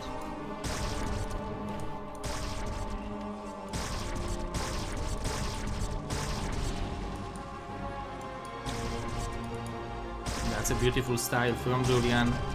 Like, beautiful to see that from the technical standpoint. Obviously, it's very effective. Exactly that. It's very effective, but it's very difficult to make them all cast spells very effective. So you know, not many people play N-Star, although it's very effective. But you need to play it well, and you need to time it well. You need to have enough army to support it and all that. So you just need to know your game to do them plays, and I think Julia knows them games and plays. Okay, so finally we got the Protoss move out. Yeah, that's not that bad of a position for Protoss. It's still 3 base versus 2, so if he will expand or double expand, it's going to be maybe playable. Oh, but there is a great expire already. There's a full tech already, like entire tech for Zerg. Julian is doing the same thing, just making Sunkens. I know that you are going to attack. I won't make you trade well. Not here. The Sunken always trades well when it spikes. And we have 1-1 Lynx versus 1-0 Protoss. Those upgrades on Lynx are excellent. Well, we got Cracklings, right? This is the difference. Yeah, that's true. Cracklings with the against no armor? Phew, it's going to be. But the storms are good. Storms are good. It's still 2 dragons fall down, so. Okay, I think this Zergling is supposed to prevent this base. This attack's got no future. Like, if there would be 20 more Zealots and still no Plague, it's possible maybe, but... Okay, good storm. Yeah. Now there's a group of Zerglings and that's it. The Zealots are He dead. stormed his own unit and declared the game. That was, I got enough of it. There was not even the single G this time. Not even a single G, that's true. Yeah, good games from Julia. I think Dexter was like tired after the second game, and I think he wasn't the best of his games today. I think he was just not feeling it, and Julia just was having fun. He was just nice in the early game. That was exactly what Julia wanted to play, and Dexter was just humiliated at some points. Well, very good play from Julia. He definitely showed that he deserves a spot in the Pro League. Yeah. So, good games from him, and I'm cheering for him. Another Polish player in the top league of the world outside of Korea. Yeah, nice. That's true. That's definitely very good to have such an interesting Zerg in the Pro League. Julian is saying something about resigning, but yeah, we will make a rule to make him not do it. I asked him last time, is he not aiming for the Pro League, and he was saying that the lag is not worth it. I mean, right, what's the difference between Gosu and Pro on the lag side? Because in the GosuLeague you got players from all over the world, right? And he was playing American player last time, which was cool. I think he was playing American player before that, which is colorful. So I don't see how that's any different. I mean, it's not only Gosu for the Europe players. So come on, Julia, play the Pro League. It will be fine. You'll be alright. Yeah, I guess the advantage of the GosuLeague is that it's all from the replays, so you don't need to play live, and live games lags more with the observer, but yeah, you don't have to have observer at all times, but I get it that all the pro games are casted. I get it, but the observer is from Poland, right? So yeah. I don't think you influence. You add any bad latency for his games at all. Yeah, for his games, that's definitely not an option. All right, so can we have a small break, please? Yeah, of course. And then we'll go to the finals. Ultra against Hawk. Very regular pro league players. Somehow they ended up in GosuLeague this season because of the competition is so high for the pro. So especially now with the Chinese player Mihu, Zhang-Hun, I forgot the third one, but they dominated this league this season, and I think the finals are tomorrow, right?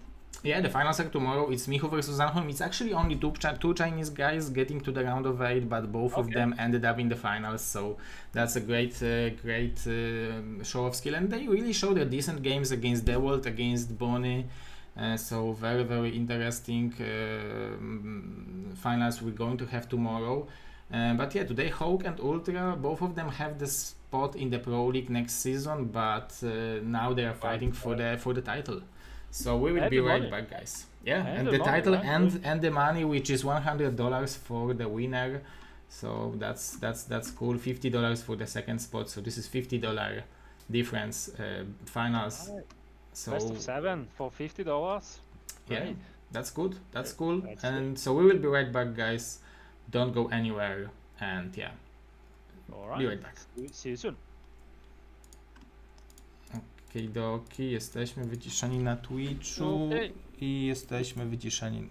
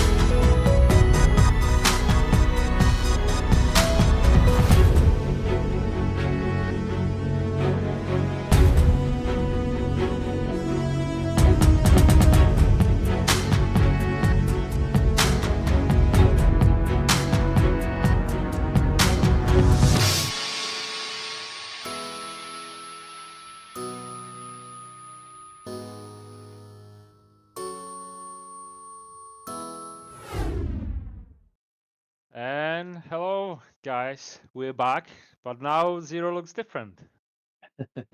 Yeah, he looks slightly better, but he sounds the same.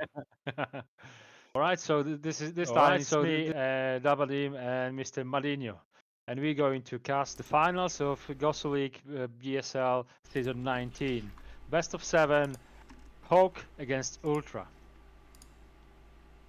Yeah, I think our players are ready, so let's just jump straight to it. Yeah, let's do it.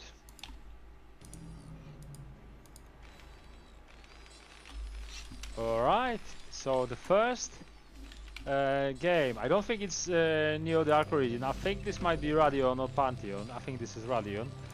So we got Ultra on the top right corner as the red Terran. And in the bottom left corner, we have Hawk playing as the blue Zerg. I think this is one of the first tournament Hawk has been playing for a while. I don't recall seeing him in GosuLeague or ProLeague for some time. Correct me if I'm wrong. Well, I've seen him not necessarily in the core league, the Pro League or the GosuLeague, but I've seen him in Nation Wars. I'm pretty sure of that.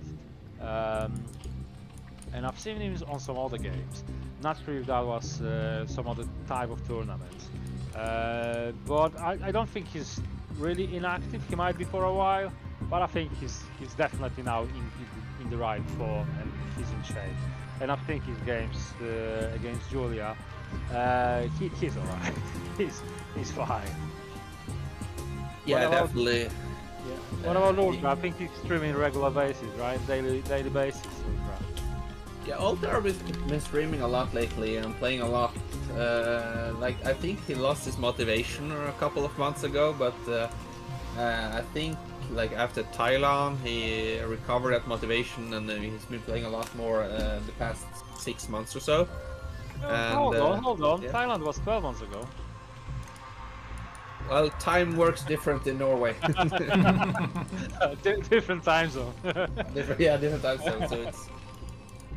Yeah, I get what you mean. After LAN parties, you've got your motivation. Actually, I came back to playing after the LAN. That was my first casting some tournament. That was the Polish Championship.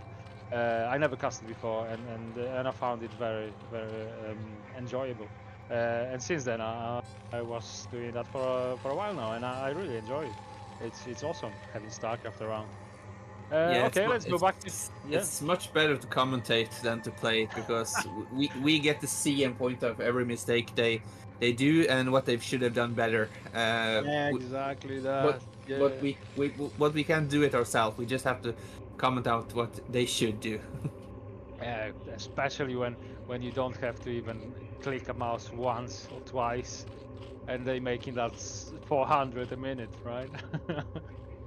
I'm excited to see what we get from Ultra because he's the type of Terran that can play all type of styles. He can play mech and he can play bio. So hopefully we get a little bit of variance in this series where we see both those types of play. And I know for a fact that Hawk, he thrives playing against bio, but he's also very strong against mech. Okay, how many games you played against Hawk? Like, if you would make a guess. Not that many, like different region, right? Different time zone as well.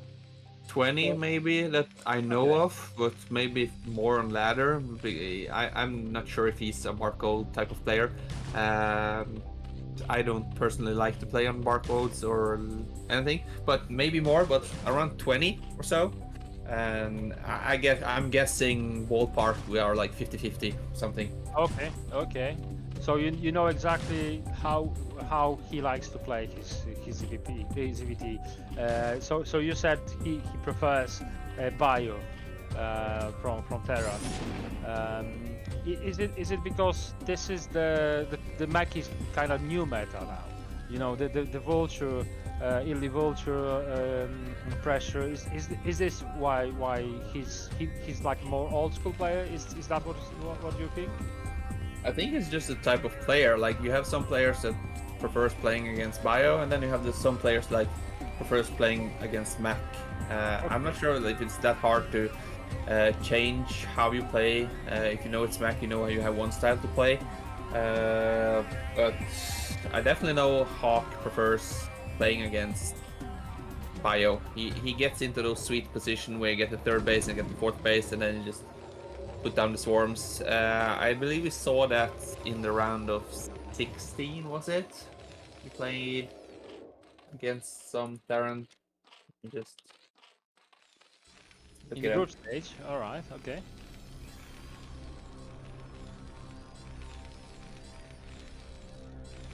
He might have played against Ultra.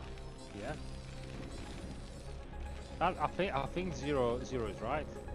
They might have been in the same group, and they both advanced from it. Was that the group where Ultra advanced? I think I casted that group actually, and it might be that, yeah. Yeah, we were talking about the price to get out of round of 8 or round of 16 or something. That was that, or maybe it was round 24. Was that you would? Yeah. Yeah. I think I remember this as well. That was the round of 24, but I think that was best of one, all the games, right?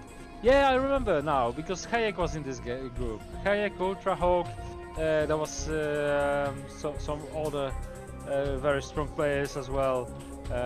And that was round of 16, Zero. Round of 24. Round of 24, that was definitely Coke, Ultra, and Hayek, and some more players. That was a ridiculously strong group. Almost every player was in the Pro League in the past. Okay, so let's go back to the game. So regular coming out from the Terran, right? Just to make sure the mutas are on the map and not on your mineral line, right? I like this style from Hawk. He managed to push out 4 hatcheries, as well as the mutas were making, and he's all doing this without any sunkens at home, and he was doing quite some damage and buying a lot of time with those Zerglings. They even caught a Marine or 2, I believe, and you can see Ultra already preparing that. Hawk has a scary muted micro, as you could see versus Julia in that last series they played. So he's playing quite defensive, adding a lot of turrets. Oh yeah, well, he has to, right? He's not on the map. I thought he will be on the map, trying to make some threats or try to be aggressive, but obviously he's risking his army against that many mutas. So he recognizes that he doesn't want to lose the MNOs.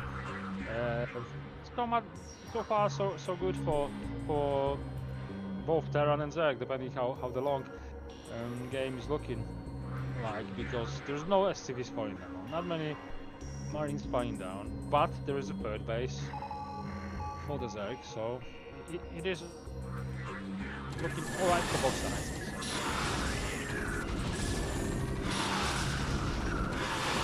Yeah, there is a third base for Hawk, but we don't see any gas mining, but he's jumping on 3 turrets, and I think Ultra found where the third base is, but he's not going back to save this. And yeah, Hawk also see that the Marines are moving down to the third base, but he's jumping on the production of this. So Ultra might be in trouble. Yeah, this is quite devastating, because you cannot make any more Marines. So the courage is the only thing that you will be able to produce after he's losing those barracks and those Marines over here. Yeah, one barrack might even go down. He's pulling back some of the Marines. He didn't get to kill the drones. Well, he might have enough, depending how much Hawk jumps on this. Like, does he reckon? Yeah, he has 12 mutas. Got 12 mutas, yes. This is super fast killing, +1 as well. Well, it's 11 plus the overload. A lot of damage done. I think that the second and potentially even the third barracks are under threat as well. Let's see how this Marines will defend it. Good micro. Okay, good targeting. It might be just enough. Yeah, the mutas were quite hurt, but I'm really impressed from Ultra that he managed to save those barracks, as well as Hawk saved his drones. Ultra just coming back at home at the nick of time, just before he lost his barracks. It's just three rack production. Usually you see around 4, at least maybe even 5. But well, I guess 4 if you got your factory and starport, right? Not just 4, without any tech behind. So well, if not the hatchery, if not the base being killed, Hawk in great position. But now still playable for Ultra. What do you think? still playable. He just needs to like sit back. He has a lot of gas banking up, so we saw he was adding 2 starports, so he will be producing a lot of vessels right now. But behind this, Hawk is feeling confident. He's adding more drones. He's rebuilt his mute account. He has the +1, so he can still do a lot of damage to the Terran. Yeah, the only thing that we spotted that the drones were saved by Hawk, so now the saturation is already there. Yeah, I think he saved 9 drones. Like, he made a hatch and a gas, so he saved like 9 drones, and that's huge. Yeah, that's what we want. Guys, the base already well prepared for mining. What did you say? I heard a different word. No, it's your Bacardi. Don't worry about it. I'm more worried about your. We'll see. Hawk is still keeping Ultra in his base, so this gives him enough time to rebuild his 3rd base and lurkers.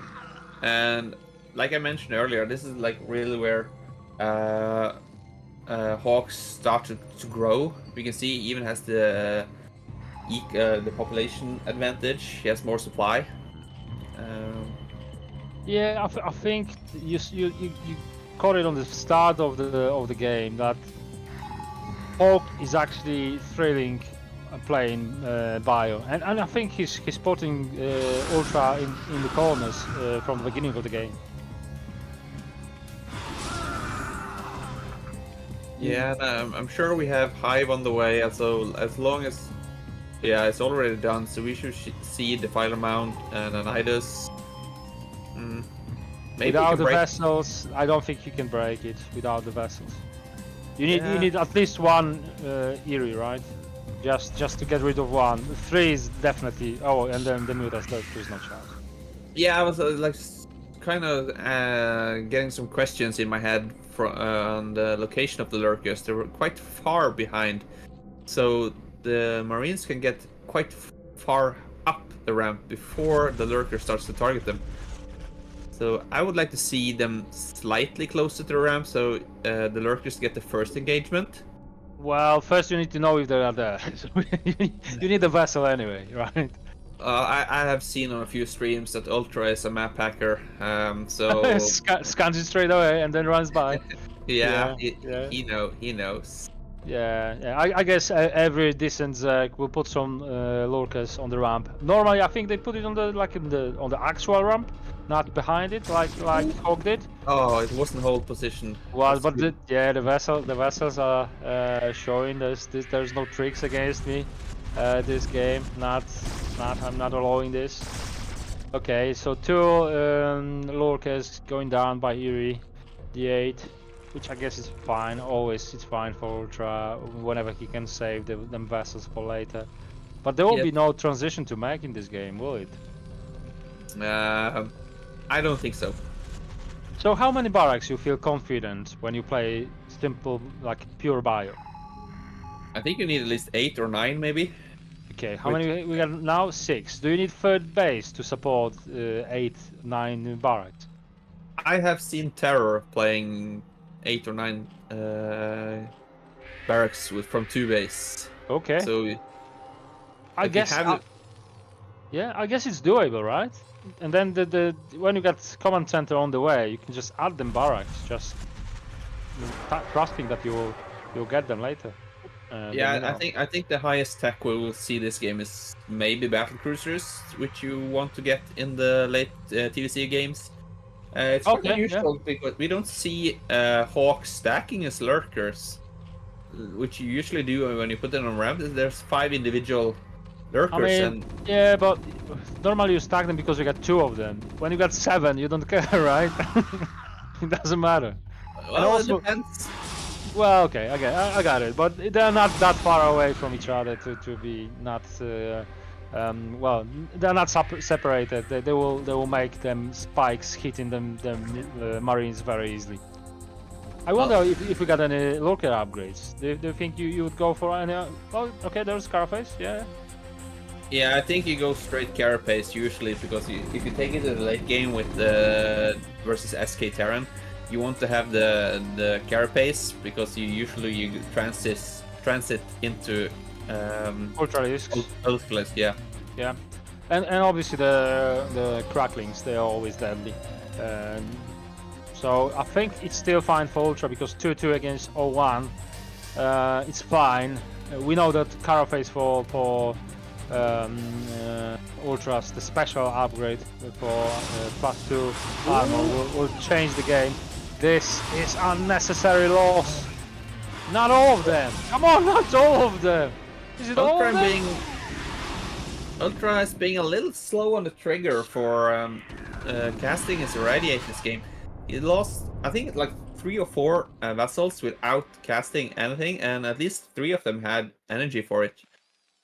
That's a shame. You don't want that. It's the trades that you need at all times. Go on. He's got the 3rd base. It's not under risk, right? So he's got the 4th base actually on the way on the 12 o'clock as well. So I like it. So he's quite brave. He's feeling like he's on the map, not his opponent. Swarms obviously will save the day, and you're cracking so many of them. Yeah, this is what Hawk does well. Like he just sits, and you just have a big bio ball, but you can't attack anywhere because, well, we saw he lost a big chunk of his vessels. What you need to do now as a Terran player, just like you need to sit outside of each bases, the entrances, and do what Ultra do now. And take a lot of more bases. You have to get battle cruisers and maybe even start thinking about getting that mech switch like you were mentioning earlier. Well, I think at some point when you're facing Ultras, Marines won't be good enough, whatever the support will be. I mean, except the battle cruisers, which you called out already. Battle cruiser command. It's already there. Yeah, the advantage about battle cruisers is that you can throw Yamato from underneath the swarm. So even though if you ran out of your Irradiate, you can still kill the lurkers and the Defiler.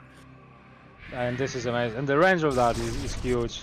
So you can do it from far away. Okay, so he's confirming now the BCs, which I think it's no surprise for Hawk, I guess.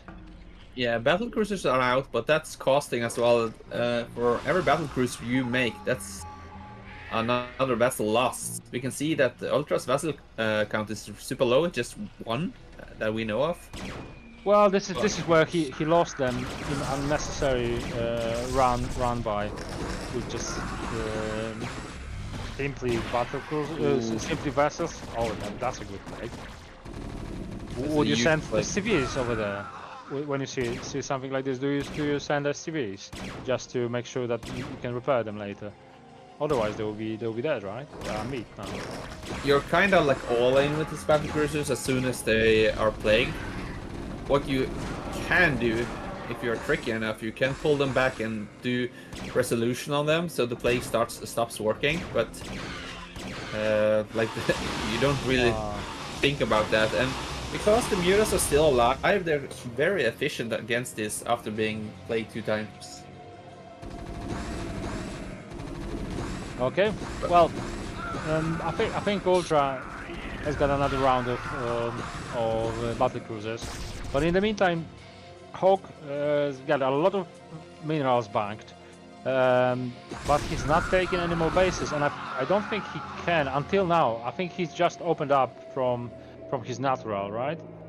Now he will be able to take some, another base, because this is the only thing that he's behind now.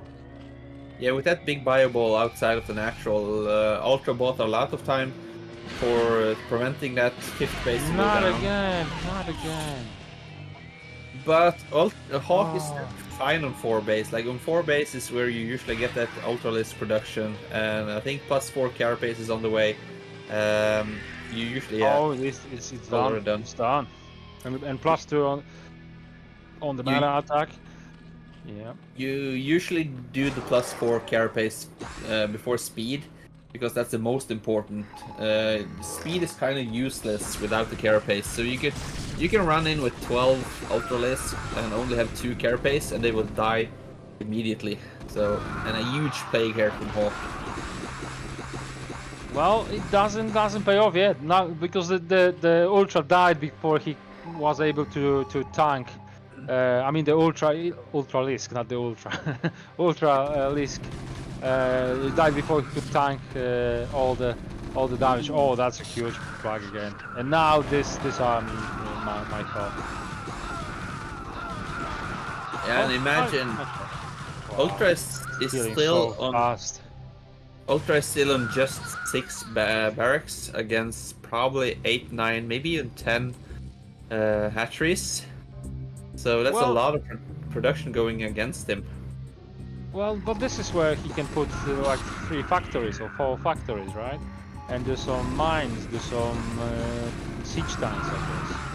Yeah, exactly. We can see Ultra taking top left corner, and that's usually where you put down, like you mentioned, 3 or 4 factories, and you just non-stop produce siege tanks. And when you do that, you force out that the Zerg player have to do more drop play, like drop on top of the siege tanks. Yeah. Well, but then when you get battle cruisers with you, the drops are not that good, right? Because you can intercept them when they. Or is it not enough DPS to kill overlords with the drop? Well, no, it takes too long. Even depends on how many battle cruisers you have, and if you see the drop, of course. But you do the drop and then you attack in the front with your ground army. So you drop on top of the siege tank and then you go all in the front. So we said how big the number of battle cruisers. So fast the plaques were so deadly that the battle cruisers have keep being reset to 0 every time. It's like every battle is happening here and everything dies, and then we gotta reset and new army is gathering. The only difference is that Ultra is taking every base on the north of the map. And remember how slow the battle cruisers are as well. So if you're supposed to catch the drop, you have to be there. Yeah, you're right. If you have like 5 or 6 battle cruisers, of course, then you do serious damage on the overlords. But no. But what we were saying about dropping them on the siege tanks, right? And if you got all the army gathered, is the battle cruiser fast enough with the DPS to kill? Okay, now we got a big movement, because those bases with these cracklings will be dead like in seconds. Then 2 new bases for Ultra. yeah, the SCVs will die so fast. He has 3 true upgrades, but luckily Ultra is on top of it. But we can see the supply is advantage for Hawk. And we have no drop play from Ultra in this game, and I saw Hawk. He was ready for it. He has lurkers early on in his base, but the Mutas was alive for so long, so he couldn't really do much drop play either. Yeah, you're right. It was quite weird thing with the drops. That you would kind of expect them, but they were like preventing each other from them. Okay, so now Hawk in very good position. He just opened both the entrances. He's got a lot of army and a lot of upgrades. And the one thing that I don't like is battle cruiser 0-0. Yeah, you want to get some upgrades for them as well. We can see now it's up to 8 barracks. I feel it's a little bit too late. Vessel count is getting a little bit higher. We see he has 4 starports. Well, but he needs to secure the bases to be able to support them for starports. Besides that, he's still got much more minerals that he needs. So the 6 barracks, I think that's already like a 10. But is that the right call, or would the factories be better choice now? I will at least see factories in the top left corner, in the north side of the map. So Yeah. because those are the fresh bases, so you want to keep them alive, and it's most likely where Hawk is going to attack. And he is. I think he's going there now with a small group. He's going also with the ultras. Oh, so many rotates. Oh, everything It's a huge plague. Yeah. poisoned, and the plague as well. Yeah. So many anti-bio things. And them links keep making damage. Keep damaging the 12 o'clock. So many battles all over the place. Yeah, we can see Hawk slightly running away with the supply advantage. It's very close. Ultra needs to be careful here. One meter comes out. Again, why is he putting yeah. the vessels here unprotected? I mean, another one, another one, another one, another one. Okay, Oh. that's it. I'm logging off. I don't want to see more vessels dying. Okay, thanks for having me. Good night. I mean, I know Ultra likes to sing. Maybe he likes the sound of dying vessel. But as a Terran, I don't think he likes this sound. Well, when you're in the shower, you don't want to sing about dying vessels. Like you want to have happier songs. That was Those are actually the painful. Yeah. Those are the nightmares you guys have, right? Dying vessels. So. Like it seems like the vessels are doing more of the attack than actually the units. The vessels are always in the front. Yeah, they are the tanks. Tanky unit. We can see Hawk is maxed out. He's getting up to 7th base. His economy is super healthy. I think that's it. I must say, I don't think how Ultra will put everything together now from this position. His production capability is not enough to prevent Hawk from just a single swarm. Should be enough. Yeah, he has the economy for it, but he doesn't really he doesn't get his units to the top left corner. So there's just 2 floating command centers right there, and he needs to get those bases operational. But as soon as you pull all your army from your main base, that's usually when the Zerg pulls everything, and you have 6 swarms in your main base on top of your production. So yeah, so that's it. So you know when Hawk was closed on his natural, on his the second natural kind of, his rally points were all over the place. Now he just needs to put them in one place, and from there he just needs to move his army. I think that's all it takes to win this game. He's got so much production capability. He's got so much upgrades, tech, everything. He's got all the casts, all the spells. Well, and he's keep preventing the 2 new bases, right? And that's the huge thing.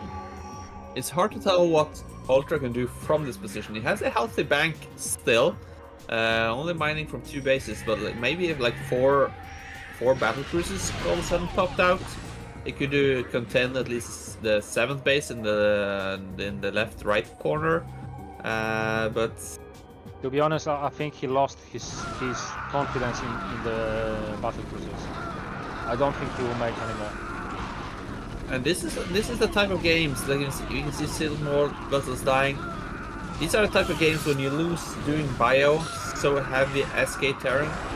What do you do in the next game? Do you completely switch, or do you feel confident playing bio again? You're very right, because you've just been dominated in the long game. And you didn't. The only thing he killed was the hatchery, the base on the bottom, the 3rd base of Hawk, without killing the drones anyway. And since then he was just a snowball from Hawk, full control.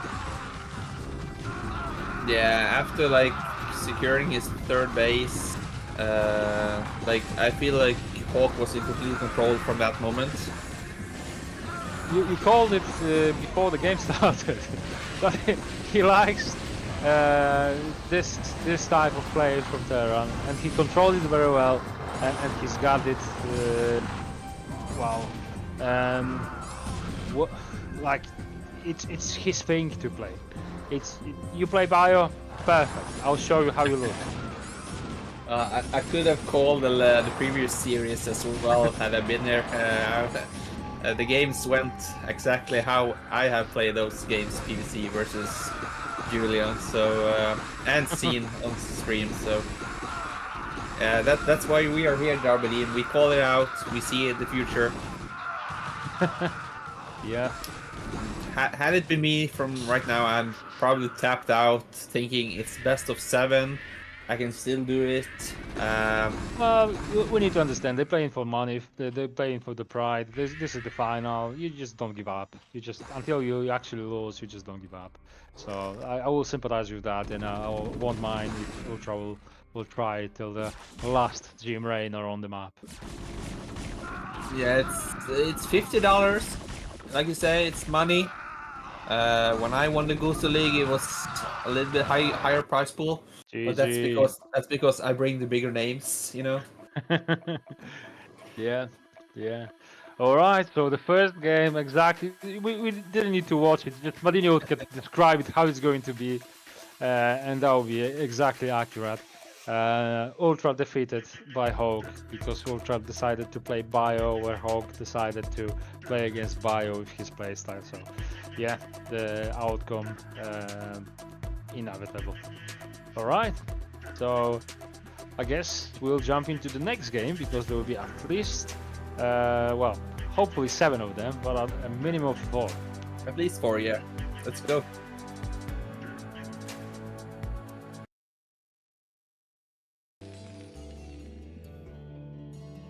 Okay, Neo Dark Origin. How do you like this map for Terran against Zek? I really like it. As everyone know, I prefer the map play, and I think NDO is the perfect map to do it. So let's see what UltrA can do from the top left corner. Do you think this is the direct call? I'm going for Mac this time. Well, I've been trying to play bio sometimes, and usually it doesn't go well. I'm just thinking, why do I do this? Let's just play. Let's go Mac. Do you think UltrA knows this as well? Do you think he understands this as well? Oh, looks like it's going to be a wall from UltrA. So, or is this? Yeah, 8 drag from. Okay. 8 drags. Okay. What do you That's expect? I like this call from UltrA because like you're down 1-0, but you have to lose. Maybe Hawk is feeling overconfident. Maybe he's doing some, or like the same build. I can't call if Hawk is the type that drone scouts. Not every Zerg does that. So if you get caught off guard, so I think he's not. I think this is 12 hatch, right? Yeah, it's 12 Not a hatch. scouting. Yeah. So there's no scouting. Usually you send out like the last drone that's popping out. This one, it's supposed to scout. Not but this one. So, okay. So the Lord is still, I don't know, like 20 seconds away from scouting, so he won't see the 8 rack before it's too late. right. So there will be definitely some pressure. There will be definitely. How many SCVs would you take with you? 2. Just 2. Okay. And also, like you can see, Hawk, he's placing his second Overlord in position. So if there was to be an 8 rack, like we see it is, he would see if UltrA tries to make an early bunker. You have seen a lot of in the KCM games where they put down a bunker further behind and then you put it closer. So let's see how well UltrA can perform this. We see, okay, he's bringing 3. 3. Okay. Okay. So this is not an overextension, right? This is not like too many. It's still fine, right? I feel like Hawk is the bunker is really done. confident. Yeah, the bunker is done and the Marines are there. This is fine. I think Sunken is the only thing that can prevent this from being successful, right? At this point. Yeah, but he didn't pull any drones. Like he must be thinking, okay, at least I can get a Sunken down.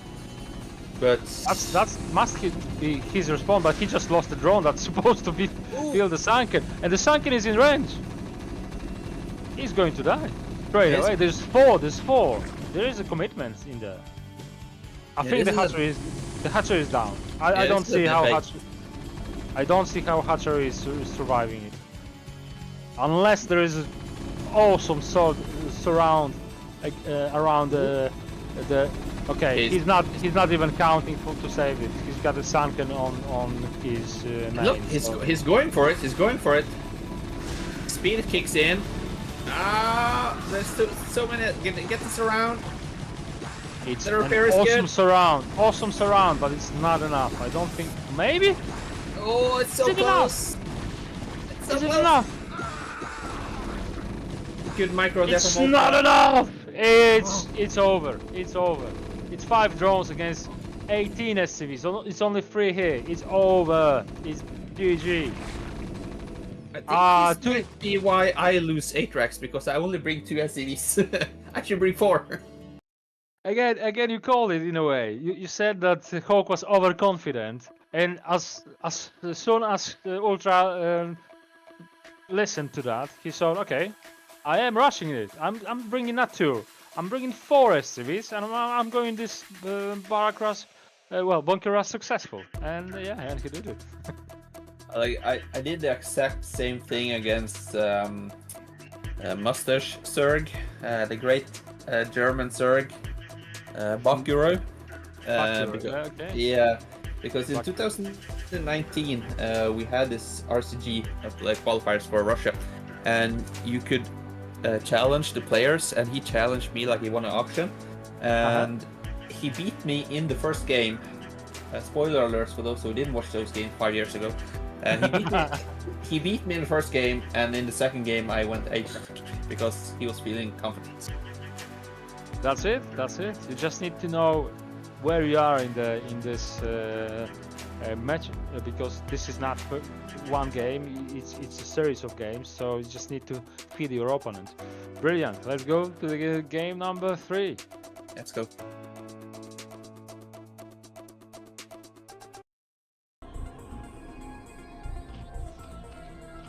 Alright, so this time, Deja Vu. How do you like this map from the other end? Because this is deck choice, right?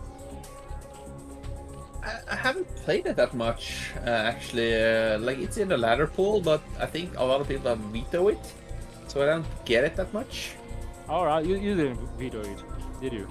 No, I don't veto any map. I like Even the Monty Hall thing. Yeah, it's great TVC map, so I like it. Alright.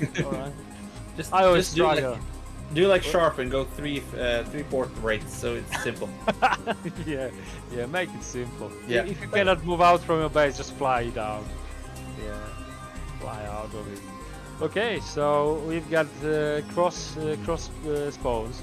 Ultra on the bottom right corner, Hawk on the top left corner.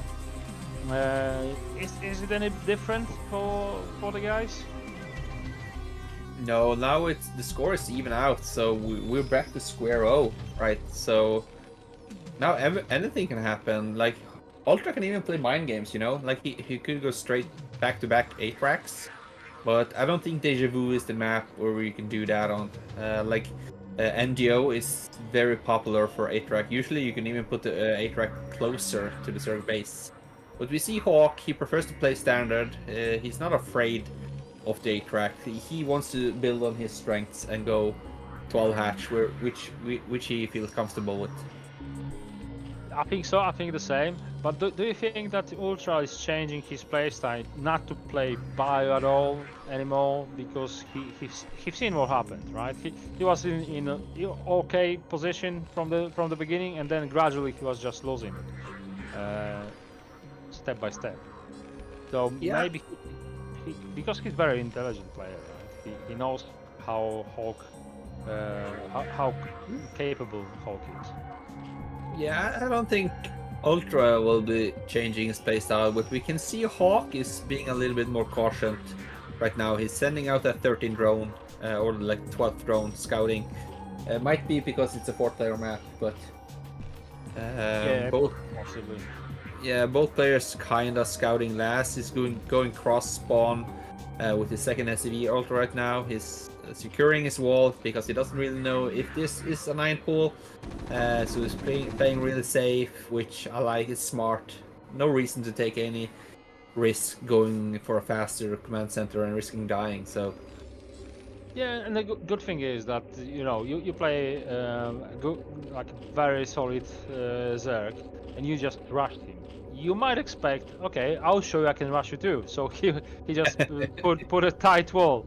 Well, not a tight wall. With just one entrance that you can block easily. But it is bio, right? It is bio from UltrA again. Okay, so. Do you like this opening from UltrA? yeah, I think he's feeling confident. Like you mentioned, he is a smart player, and he knows what he needs to change from the first game.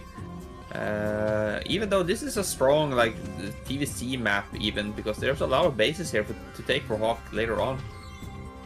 All right, this is a huge map. You're right. Yeah. Yeah, and there's a high ground on the pretty much all the middle of the map, right? All over it's a high ground, so you can if the Terran will move out and be somewhere on the map, he most likely will be on the high ground. So that's a good thing. And I would be thinking each tank is a good answer to anything on this. Again, I'm not either Zerg or Terran. So I'm just making my guesses. Boo! So I'm purely relying on your expertise. But when I see high ground, I'm thinking siege tank is super imba. Yeah, to secure the base. But you can see a super fast academy here from UltrA. So I think this might be like a 5:30 push. Just he might try to go just before the Muta pops. We can see the medics are already out. Stim is almost done. But it's cross position, so it takes a little bit of while for UltrA to reach. And if Hawk can buy enough time, like he did in the first game, he can buy enough time to the Mutas gets out. But he doesn't really feel confident for this. You can see he's adding one sunken. Mutas are on the way. Well, the only thing it's weird for me that the third base is so late. I thought this will be much earlier for Hawk, because this is under threat. If only UltrA confirms that this is what location the third one is, this will be a real threat.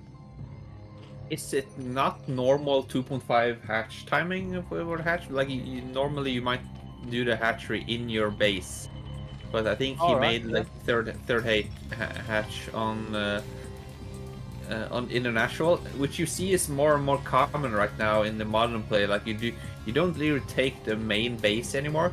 You take the natural because if you can secure that one, you can secure the fourth base a lot easier.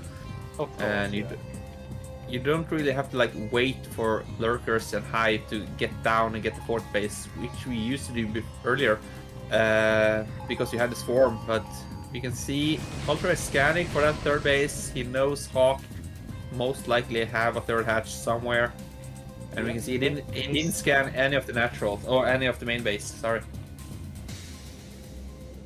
Well, but as you just said, the new meta is to secure the new base.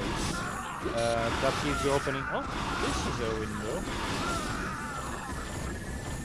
Okay, some damage done, but not super effective. But force the Marines to go back, right? At least that. Be right back. Okay, so Mr. Madinho had to have a small break to support his family business. And in the meantime, we've got some Muta harassment from home. I think this is what normally Zerg wants. Just to keep Terran at his base. Don't worry what I'm doing. I'm making the third gas. Don't worry. You just stay there, build some turrets, and I'll fly around, try to snipe some SCVs, snipe some Marines, and grow bigger in the meantime. So turret down, there's no gas on the natural propellant, Marine down, and some more turrets being built. Very good APM from the both players. It's next to 400 for Ultra, 330 for Hulk. They exactly knowing what they're doing. So as you can see, Ultra 400, he's spending that well, standing a fire, but on this base, all the drones pulled out, no mining for this moment. Now it's restored, but well, trying to fight the mutas at your base and finding a firebat at your opponent's base that you even didn't scan yet, you didn't even know that there is, so you just scouted through the firebat. Very impressive, and might be actually game changing later. In the meantime, we got Queen Nest and Hydra Den from Hulk, so he's trying to switch into some different units, which obviously the natural Zerg kind of evolution against Terran. Even though the mutas are very effective still, and this army might be demolished by the muta Zerg and the Ultra in a very hard spot. Fly down.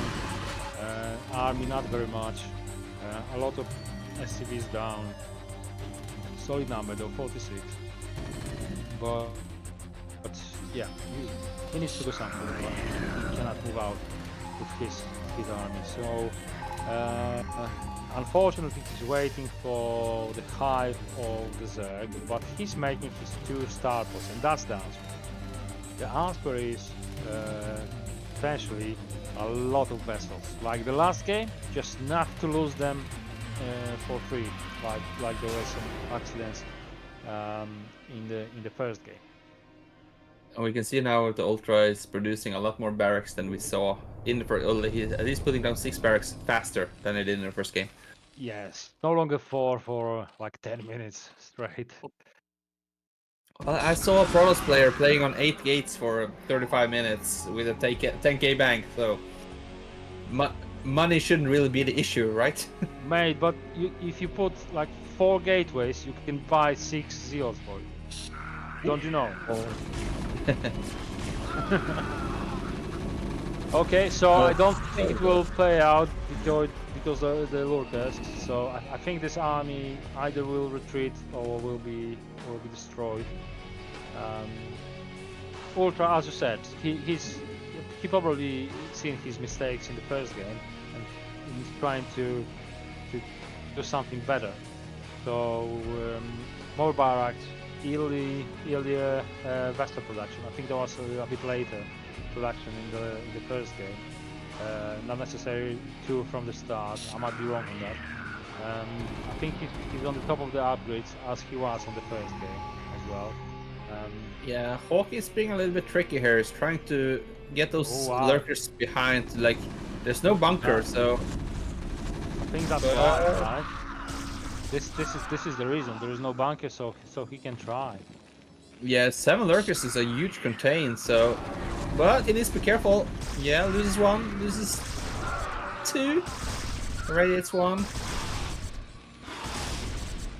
But this is what Hawk does. Like, he's been keeping those mutas alive for like 10 minutes straight, and when he loses 1, he just keeps reproducing them, so we at least have 1 group all the time.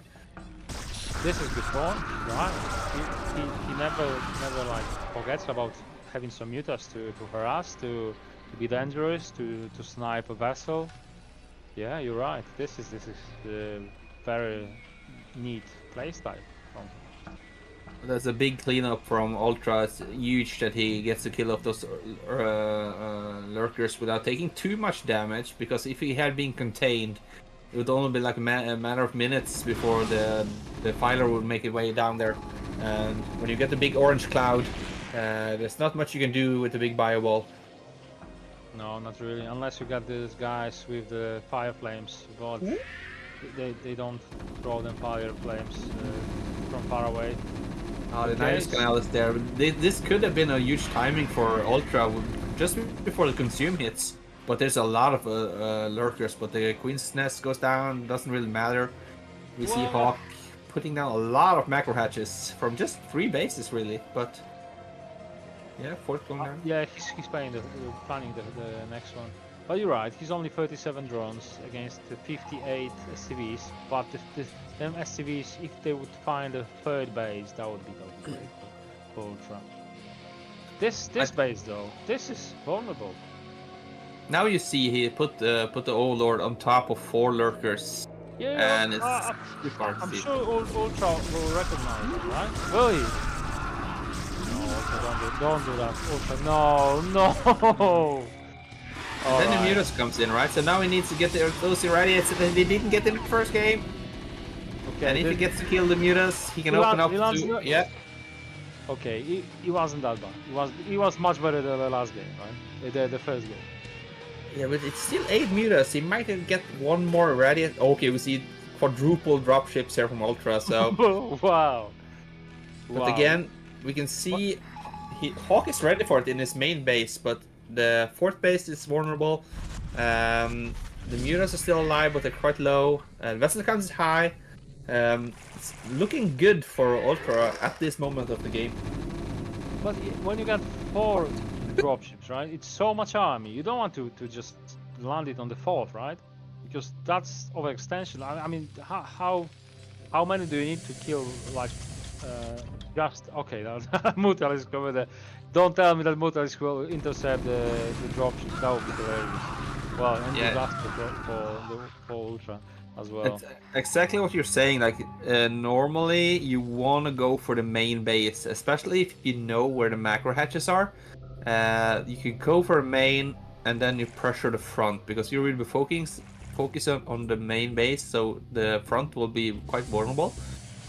But we go for the 4th. Okay, this is well landed. This is well landed, so I don't mind. I don't mind. This is good play from Ultra. He's just killing that for free. Yeah, Ultra is kind of doing the same, like I was talking about, just towards the 3rd base and the 4th. But Hawk needs a swarm on those lurkers. There's so many Marines there. Much better as execution than the last game, than the Radion game. It just seems to just have enough. This is already. Yeah. And the Nidus as well. Well, behind this, Ultra is taking a 3rd, which is really important. But if you get 3 base against 3 base, those links are just looking at them. SCBs mining. This is nice. Very cool to not many of them last these days. And this is also really good for Ultra because he's denying that 4th base. And it kind of looks like Deja Vu is a hard map to get that 4th base, at least when you're... Ooh, those are dead dropships. Oh. All of them, no! I bet that Hawk didn't even know that he just killed them. He just forgot about the Mutas, left them there, and they just killed all the dropships. And this could be dead vessels as well, because they're all plagued. And I think Hawk realized that, but yeah. Well, I think Ultra is in great position. 3 bases against 3 bases, always. Any game, Terran will take it, right? Yeah, you don't want to be even bases. That's the same like CVP. You don't want to be even bases with the Protoss. Absolutely, Zerg has to have more bases. That's the Zerg. Yeah, that's one of the benefits. No, not again. Too safe. Wow. I mean, do you sometimes do that? That you know that you had a plague, and then you just target you just control your vessels, and you see, okay, I got like 7 that are one shot. Do I just retreat them and fix them with SCV? Do I repair them? Because they still need to gather the energy, right? I've seen Light, I think. Like, even though I don't play that much, I watch a lot. So I've seen Light, like you, even Rush maybe, you cast the spell, you cast Irradiate, and then you kind of send home the vessel that casted the spell, if that makes sense. So you constantly know which one has energy. So you're not stuck with a vessel ball with 8 vessels and none of them have Irradiate, because you're constantly making vessels. So you have refresh ones at home. So you're kind of like with the mutas. If you have a damaged muta, you send it back home. Yeah, it makes sense. But my question was, if you had like 7 of them that are one-shot by muta, you know, all were flagged, do you want to repair them? No. Because I see so many players that just don't bother, and they will just, okay, if I save them with my Marines, that's fine. If I don't, they will just die. Is that okay? Is that fair? It kind of depends where we are in the game, right? If you are in stable conditions, like right now, UltrA, he was only mining from one base actually. His natural main is mined out. Have you seen this medic block? It's just, oh, they just get lost, but they were perfectly blocking the Marines, the Ultras from the Marines, and they keep doing. Okay, this is great. Yeah, Ultra is in triple supply of Hawk right now, and we can see Hawk has been playing low drones for entire game. Not triple, it's double. It's not that bad. I've seen it before. The swarm is the magic spell that can save the game, but I think Ultra is on top of this game. I think Ultra is the one that can lose it. I don't think Hawk can do anything in his power. It's just Ultra needs to do something wrong to lose this game. Yeah, I think Ultra just needs to keep the pressure, not like his Irradiate has been on point this game. The first game we saw might have been the first game of the night for Ultra. We don't know how much they warm up. But you definitely see Ultra is getting warmer and warmer for each game that moves on. To be honest, I love it when Ultra lost the game with Bio, was dominated, then rushed the second game, and the third game he decided, you know what, I'll play Bio once more, because it didn't feel right. I'm better than that, and I will show you how Bio is played. And he did very well this game. He played really nice game. Yeah, and the thing was, I think this was Hawk's map pick, no? Or was it Ultra's? It was Hawks because...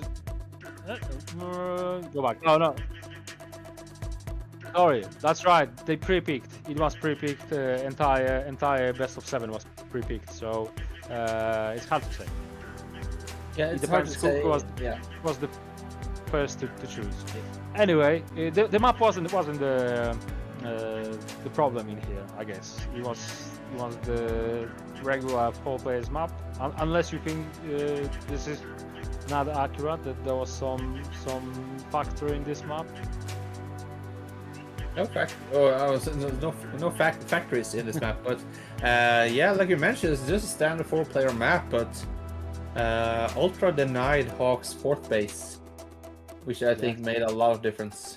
This drop that we thought that's supposed to be in the main, but ended up very successful in that 4 base. Although the dropships didn't survive, that was hilarious with this group of mutants. We were talking about it, that how to attack in the front and then drop in the main, but he did the opposite. Like he dropped the natural main and attacked in the front there. So kind of the same, but he was successful in the end. Yeah, I wouldn't have done it. That's why I'm stuck at 2100 and Ultra is 2500. So mate, you won GosuLeague. So, and more than once, so you definitely good. Okay, let's see how Hawk responds, because now suddenly Ultra's leading 2-1.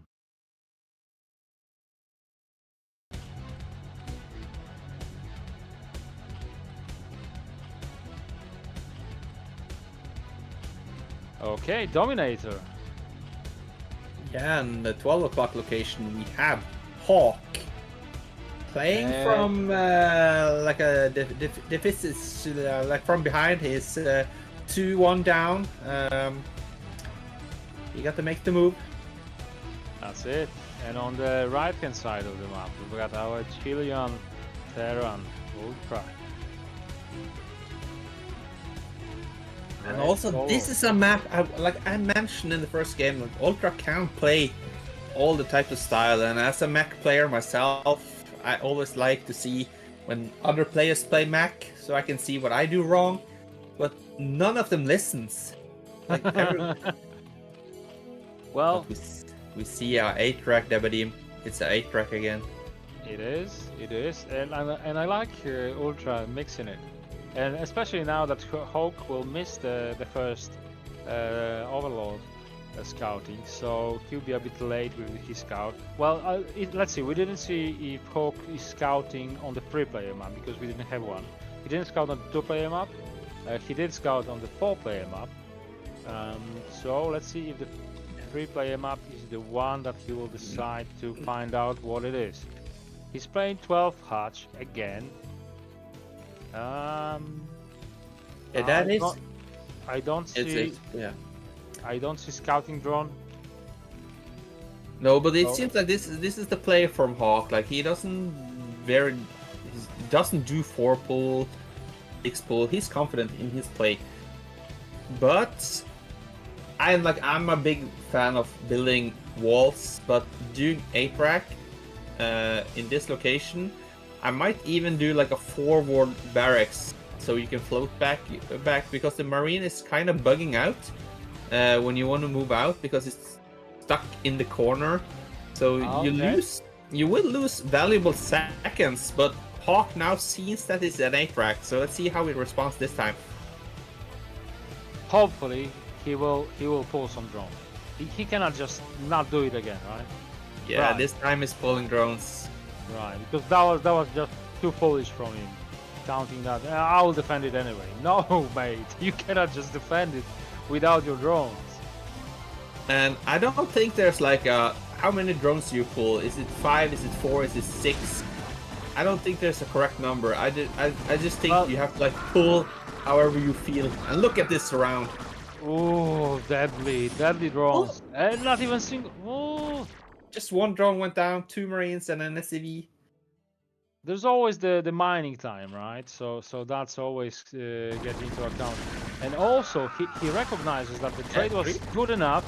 Maybe this one? Can I get the 4th?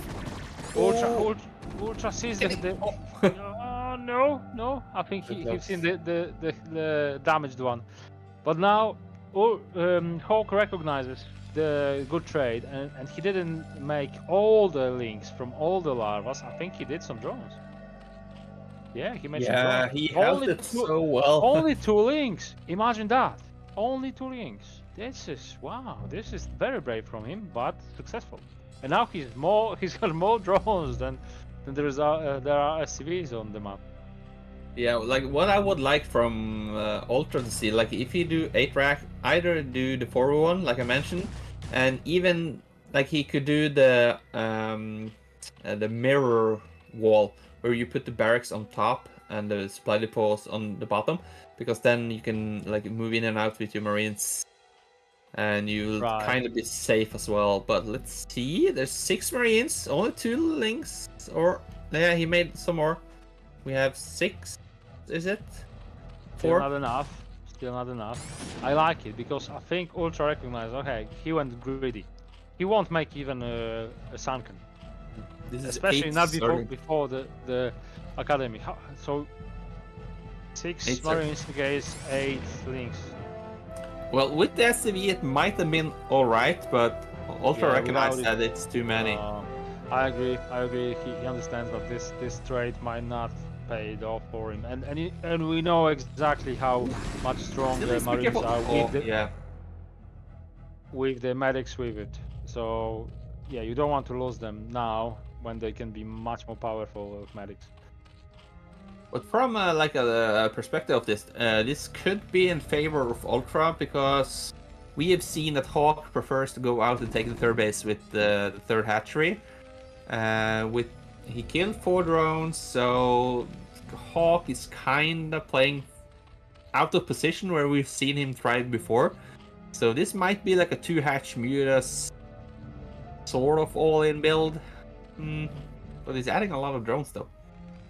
When I see 2-hatch Muta against 2 bases Terran, I don't have much hopes for the Zerg, to be honest. But now, when the Zerg actually has got more drones than the Terran SCVs, I don't think it's a bad idea. But I'm not sure if he understands in how good position he is now, Hawk. He probably does, because he's a way more experienced Zerg than I would ever be. But is this the right play? Well, the engineering bay is too late, right, for the turrets to be in place in time.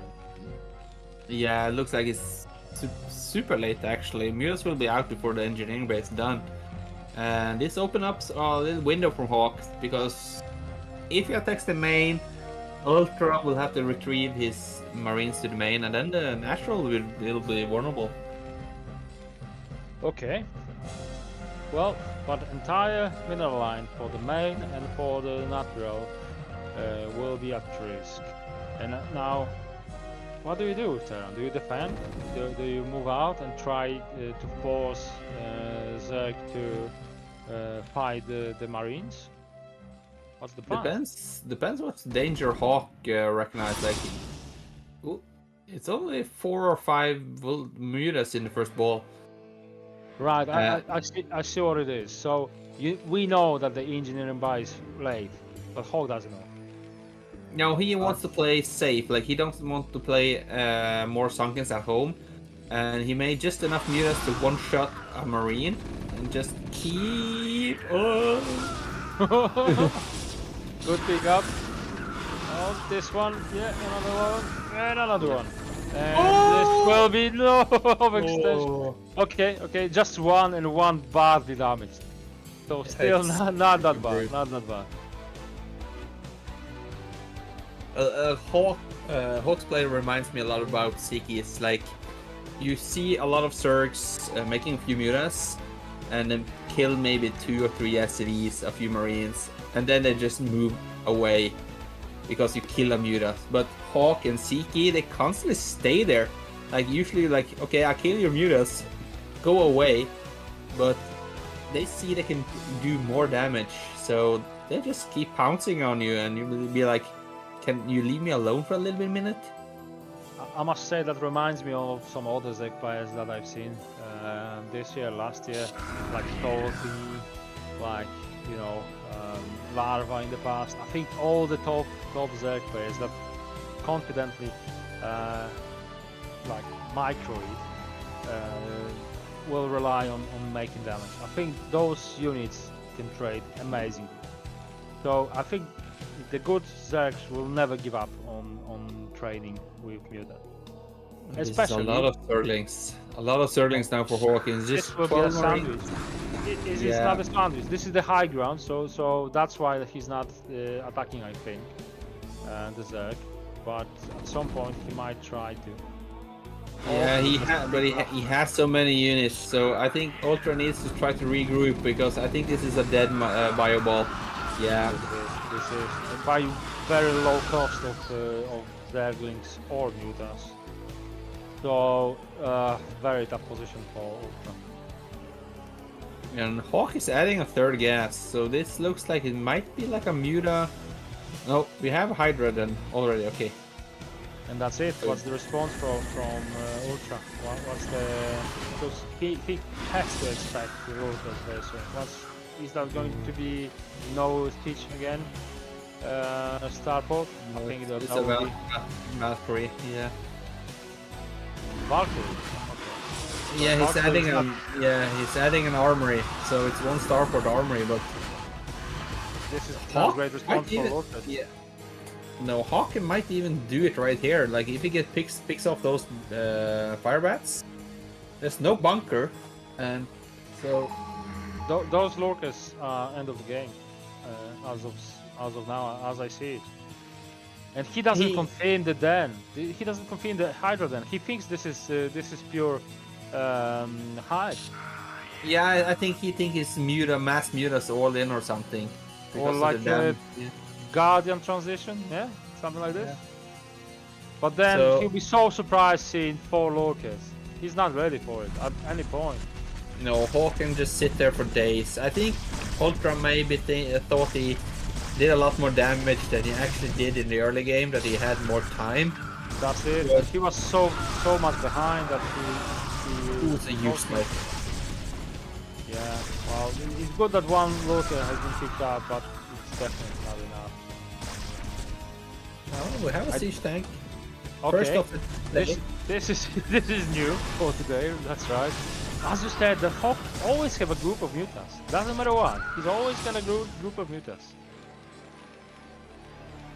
yeah, this is force Hive on the way, almost done. So Well, the last Yeah. thing we want to see is the swarm from the Ultra perspective. well, I think when the Hive is done and you start a defiler mound and you have to upgrade consume, you have to make the defiler. I think normally you just make the defiler like when consume. Look at this. Siege stack. Ama- There was no even one mutant there. And Valkyrie. so many Lorcas. Valkyrie No, saying, but- did anyone call for assistance? But he came. He came 20 seconds too late.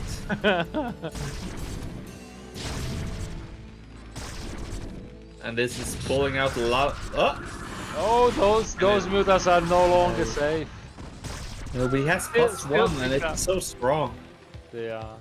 This is so frustrating. I was going to say, like, you have to make the defiler mound, you have to produce the defilers, and I'm not sure when you start the defilers, when it's like consume is 50% done or something. Because from my experience, you make defilers and you have defilers, and then 5 vessels comes in and irradiate your shit, and consume is not done. So I think you want to start defilers around the same time as consume almost finishes, so you can consume immediately, because you spawn with 50 energy. But Hawk has bought so much time right here, and you can see he's playing from only 28 drones. It's just like gas, links. This is 3 hatch production as well, so Yeah, but the supply is even, right? So he's got much more army than Ultra has. And also, you know, this swarm delay, it's only pushing out the Lorcas is slightly behind. No, I thought he was going to die. No. Okay, the first swarm is on. And now Yeah. I think this will be a snowball from here. yeah, when the second hits now on top of those siege tanks, I think George the second just will be never- fine. The third and fourth will be on the nut road. So we got some fire bots. Will we that have be enough. enough? Okay, there's no vessels. Right, there's no vision. There is Valkyrie, but the Valkyries are not good at showing the invisible units. The thing is, like, you have to have a lot of fire bats, and the siege tank, they do hit. There's a scan. They do hit under an orange cloud, but they miss like 90% of the time. You can Yeah. try to send in an SCV and try to Oh, like. and the Lorcas. Yeah. Look, this is the fourth and final cloud. Yeah. And this is GG. Alright, so Hawk showed us something else. Playing low drone count, very high tech play, but the entire game started very interesting with the A-tracks again from our Terran player. So this time it didn't pay off Ultra, but well tried. Yeah, that's good. That's good. I like it. It's 2-2. Yeah, 2-2. It's good for everyone. Yeah. So we get at least 2 more games, hopefully 3. So I'll need a small break if that's okay. And I'll be right back in 2 minutes. If you want to carry on yourself, go on and I'll join you very soon. 2-minute break sounds good. Okay, let's do it then.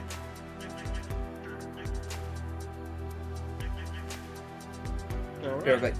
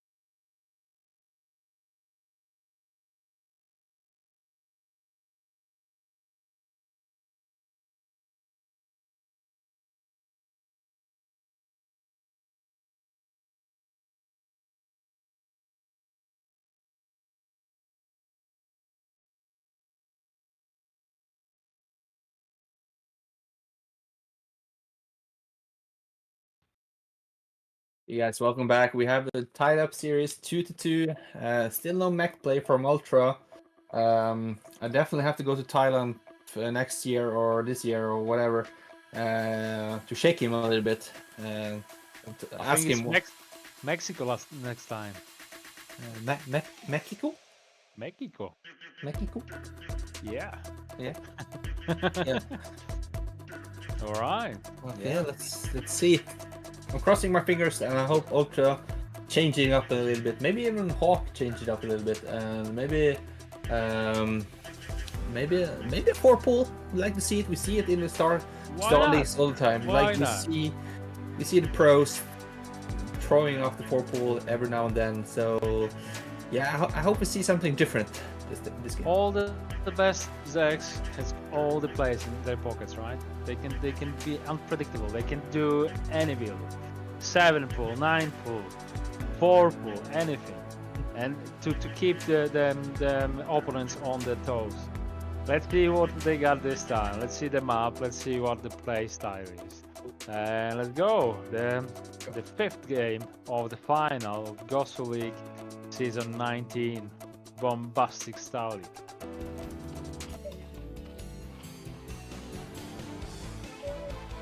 It's not the 4-pool. Sorry, mate. I have to be right back. A kid is crying. Be right back. That's fine. Don't worry. It's not fine that your kid is crying, but you can go. Of course. So we got Coke on the top left of the map. He's flying his overlord in the wrong location. He won't find Ultra very quickly. So Ultra is on the bottom left side of the map. But we know Hawk is scouting with his drone on the 4-player map, so hopefully he will scout him soon enough. In the meantime, we've got another... no, this time is the supply depot. So this will be a safe opening from Ultra. Let me help you, Mr. dAbAdEEm, until Mr. Madini will come back. Of course. So how do you like the... Oh, it is actually not a peak, right? This is best of 7, so they pre-peaked the maps. But in a way they picked it, right? They were choosing the map, so we just don't know the order. But I think there is a pattern. The big maps and then the different maps. So we've got NDO and Radion, and then we got Dominator and Vermeer, right? So there is a pattern. I just wonder who is picking the safe big 4 players map. Anyway, let's just focus on what's happening on the strategies of both players. Yeah, this is the same opening from Hawk. This is basically standard. It's not changing anything, right?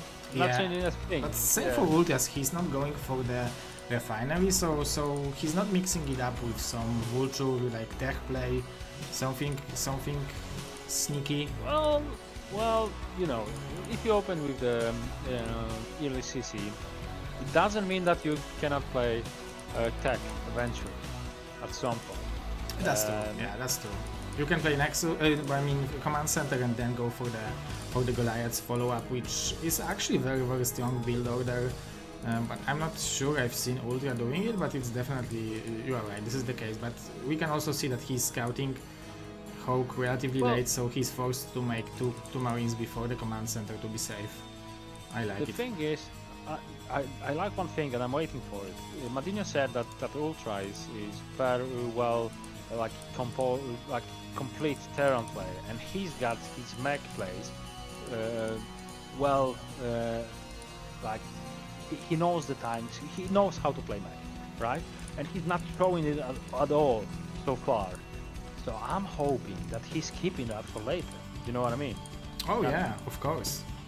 Like you don't want to play it 7 games in a row, right? Yeah, exactly that. So he's tying up 2-2 with some rushes, with some bio nice plays, with some dropships, and then at some point in the decider game, he'll just go straight to mech and demolish the Zerg. You know, that would be great to see. But again, Hawk is not an easy opponent. So I'm don't have like a favorite. I just like how Ultra is singing, but that's not a lot of bias. So we have Academy, but this time it's a little bit different because in the previous game we've seen a second barracks, and I can see Mr. Madinho coming back, so I will, guys, leave you with the professionalists.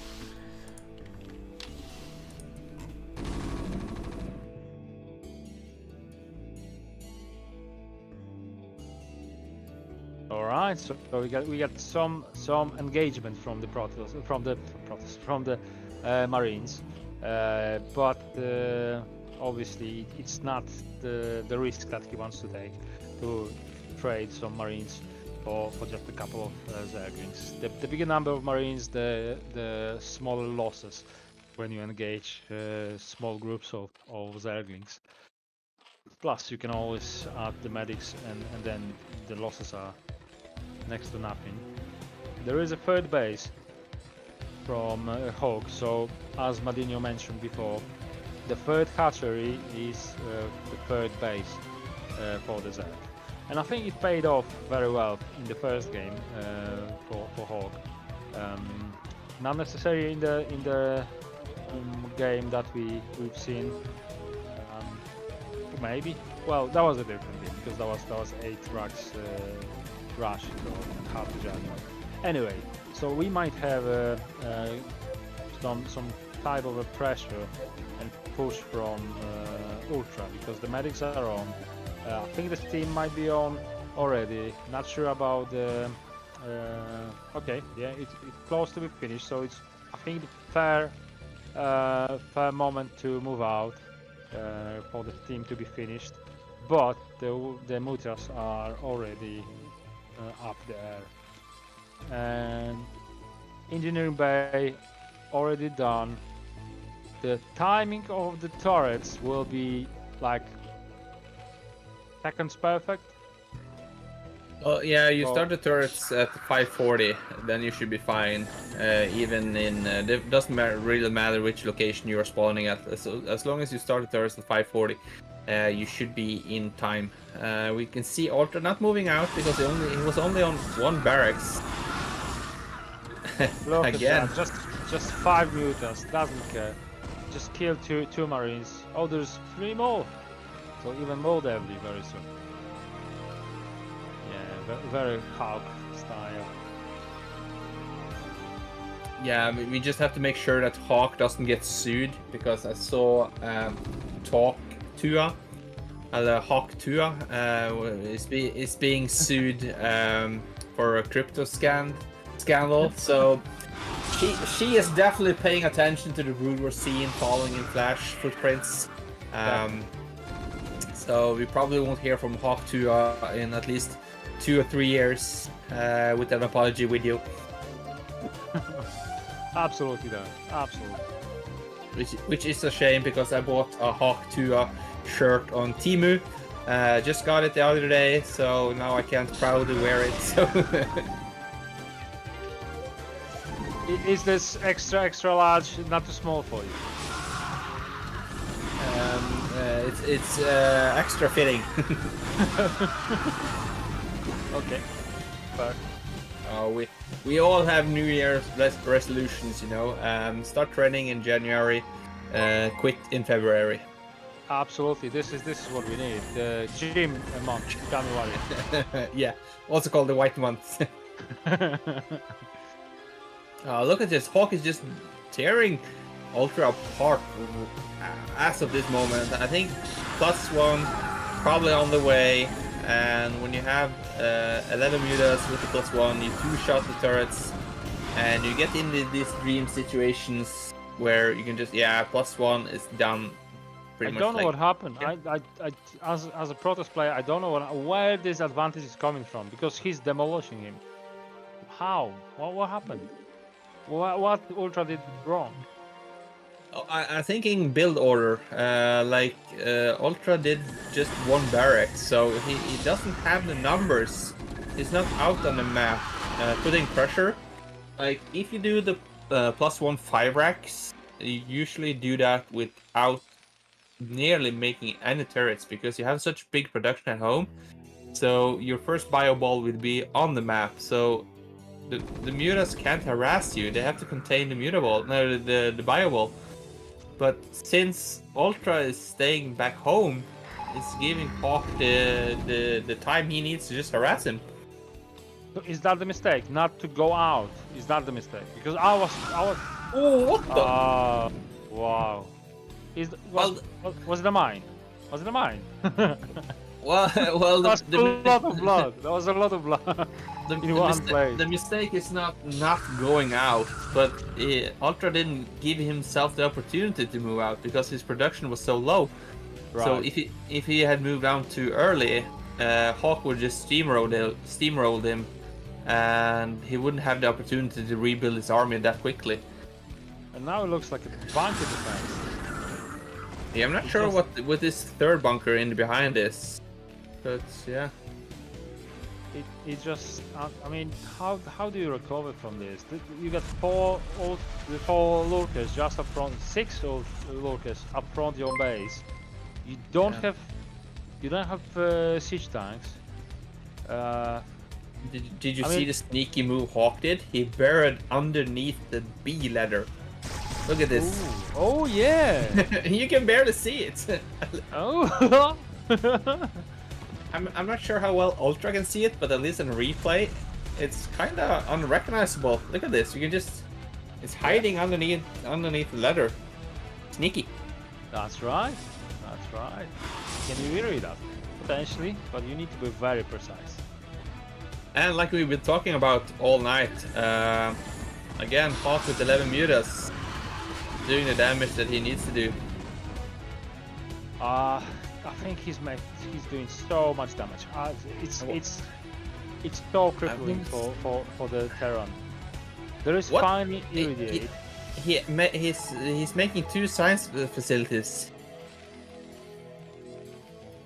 No.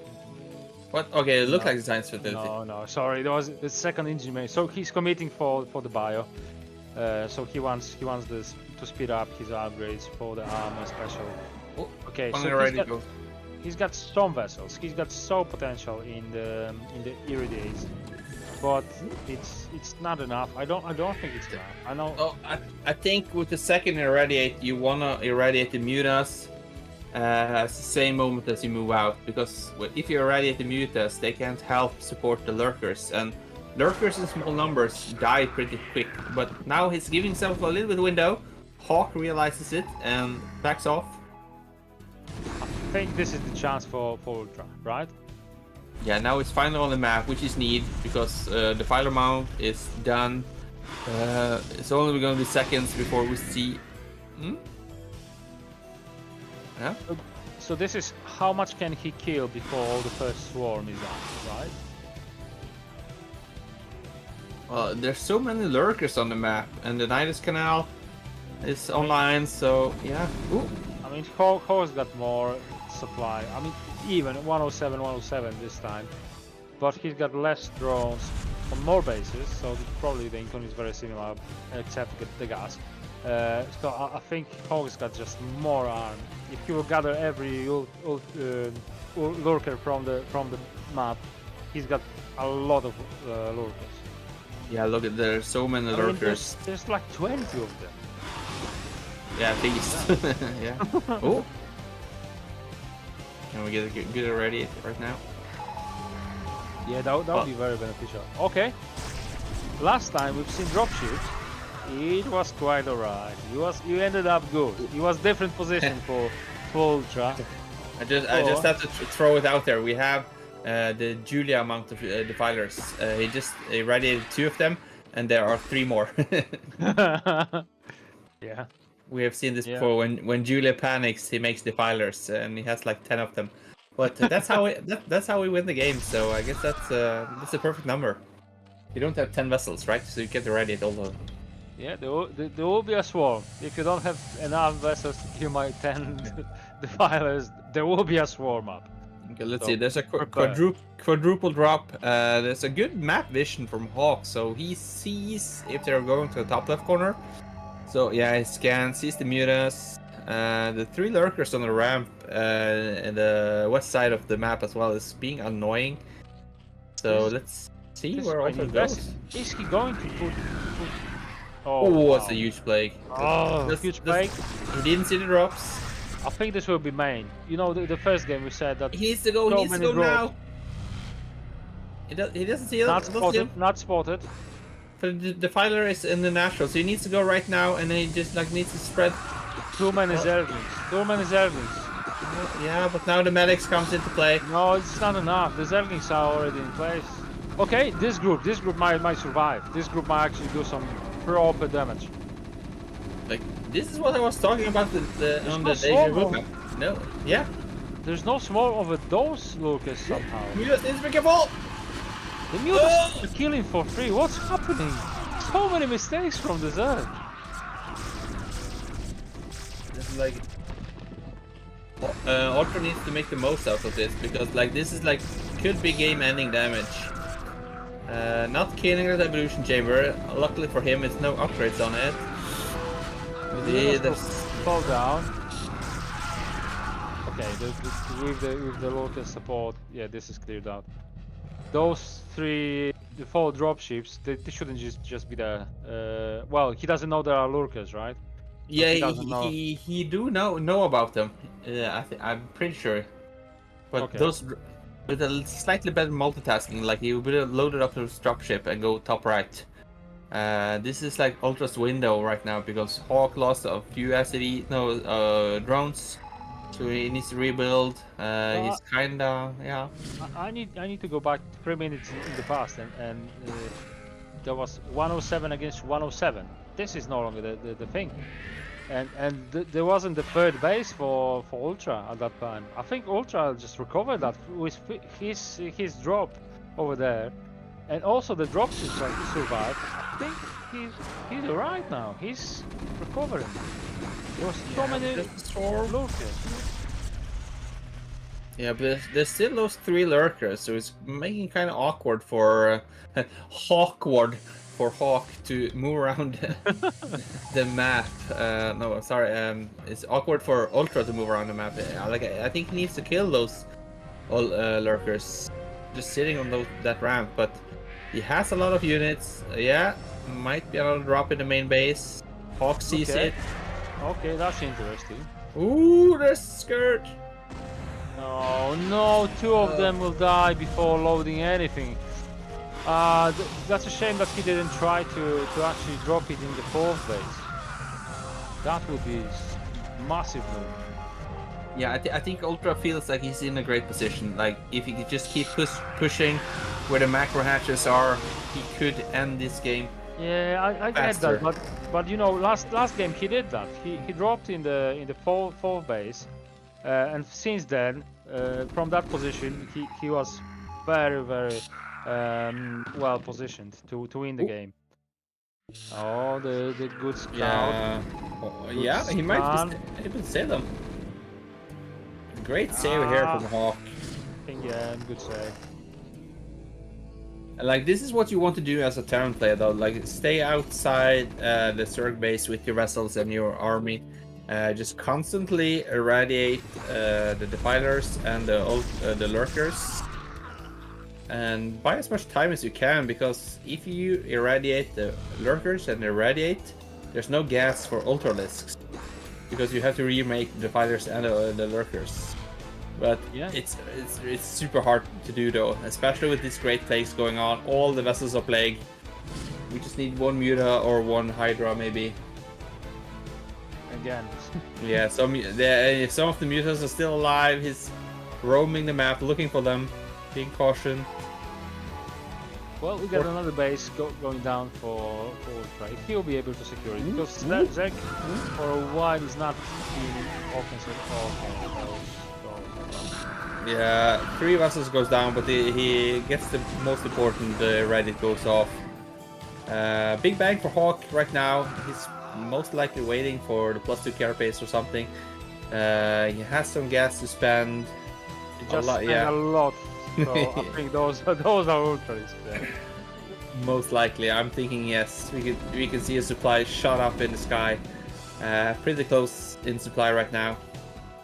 Close enough, yeah. As for ZBT, but in the same time, we might be seeing 4 bases against 4 bases very soon. If this 4th base from UltrA will be online, but the upgrades I think in favor of Zerg, right? This might be a slight window here. No swarm if he gets to. No, he needs to erase it faster. There's no Nidus, and that 3 panic defilers. Is it Julia? Oh, have you seen this? Two Iris killed 3 defilers because they were so close to each other. There's so many defilers right now. I'm not really sure who we are playing. Okay, there's a cloud. There's a cloud. There's a plague. Yeah. All right. Great plague and great swarm there. Lurkers and enemy. Oh, look at that! This page is there. There's no Nidus. Oh, there is a Nidus. Sorry, there is a Nidus. There was on the back. Ultras are online, but how many lurkers are in the natural? There's so many bio in front of this natural, so he might even break it. It's just one lurker, one single lurker, but as a player, you don't know this. You don't know this, so. Oh, you just need to wait for the cloud to disappear, but there will be another one and another one. So, well, you just need to fight the more clouds, now offensive clouds. I guess hold it.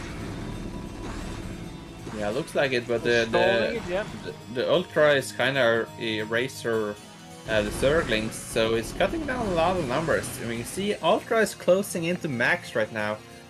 More drop shipping added, 4 base versus 4 base, like you mentioned. It's not favorable for the Zerg.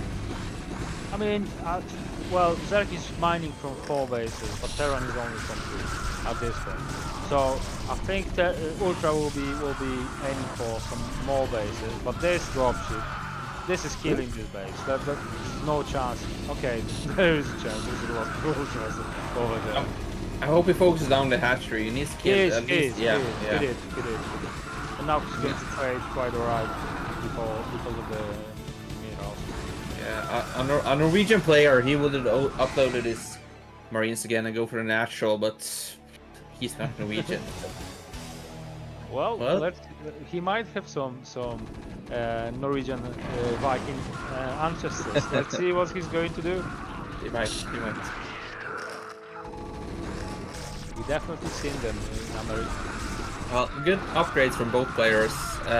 Another swarm from Hawk, and it's definitely holding on. So like, he has the numbers. Like he has not that many drones, but he has a lot of units. And with 3 bases at the same time. 3 bases. You see? Well, why not? Why not? Of course. Yeah. That's like the sports of gamble. You put down 3, and you hope 2 of them live. Maybe even all 3 of them. But the more you put down, at least you're giving yourself the bigger favor that some of them will survive. Yeah, well, if he will let Ultras take in another base, it might end up badly for him because he's being defensive, and not doing anything to pay it back. So okay, this will be what? Okay. Yeah. Oh, yeah. Okay. Yeah. Well, the supply is very even. We see Ultra taking a 5th base before Hawk's bases are up in line. I haven't heard a scan going on for some time, so I'm not sure if Ultra yeah, he's trying. Intercepted. Oh, well played. I mean, when I see Zerg over, this is unsuccessful. Both drops very unsuccessful. Although I do really like the approach. Try to multitask, but just focus. Prepared for both of them chances. But from the other hand, when I see Zerg being over 100 supply, the game is never over. No, never. As long as you have the Ultralisk, but Hawk, Ultra has a lot. Big play again. But Ultra has a lot of vessels this time, and from different from the previous games, he's been a lot more on with his irradiate this game. He hasn't been like throwing vessels left and right like we saw in the 2 other games. And another drop in the top right corner. Should be another dead base. Well, good drop this time. This will definitely kill this base for a second time. You might be able to kill the natural as well. Yeah, what's under the cloud. No lurkers. He needs to get that Nidus. Lurkers gets out. He was just a bit too slow to kill this Nidus. What's happening? Scourges over there, over here, dropships. The bases are being shut down. I think Ultra is not mining. Yeah, you're right. No, it's not mining at all right now. Like, it's just the perfect amount of lurkers everywhere from Hawk. But you can see he has a lot of minerals. And like, where Ultra had like 150 units just moments ago, now it's just 80. Well, he was trying a lot of things at the same time.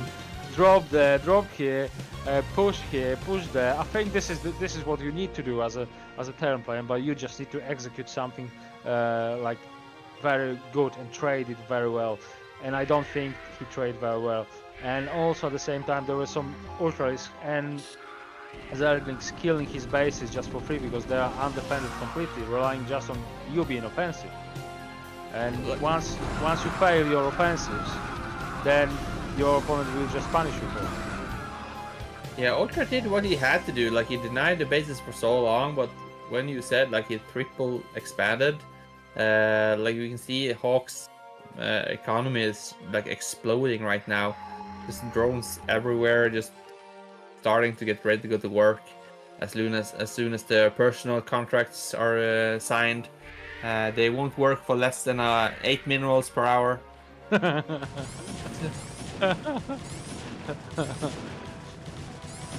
So I think this is the beginning of the end. Hawk has got full upgrades, full tech. His one Ultra is killing like 7, 8 Marines before it falls down. So I don't see the future. I don't see the future for Ultra. I think he's not mining, except the one base that he's got, I think, hidden from Hawk. He might have confirmed this base though. So yeah, it's just over. Yeah, just a kind of devastating loss from Ultra right there, because he was doing all the right moves, but like you mentioned, as long as the Zoroark has Ultras and the Defiler, it doesn't really need that much of a supply. And now we can hear all the desperation scans going off, just confirming how bad is this. I feel this 3 bases at the same time. That was a genius move.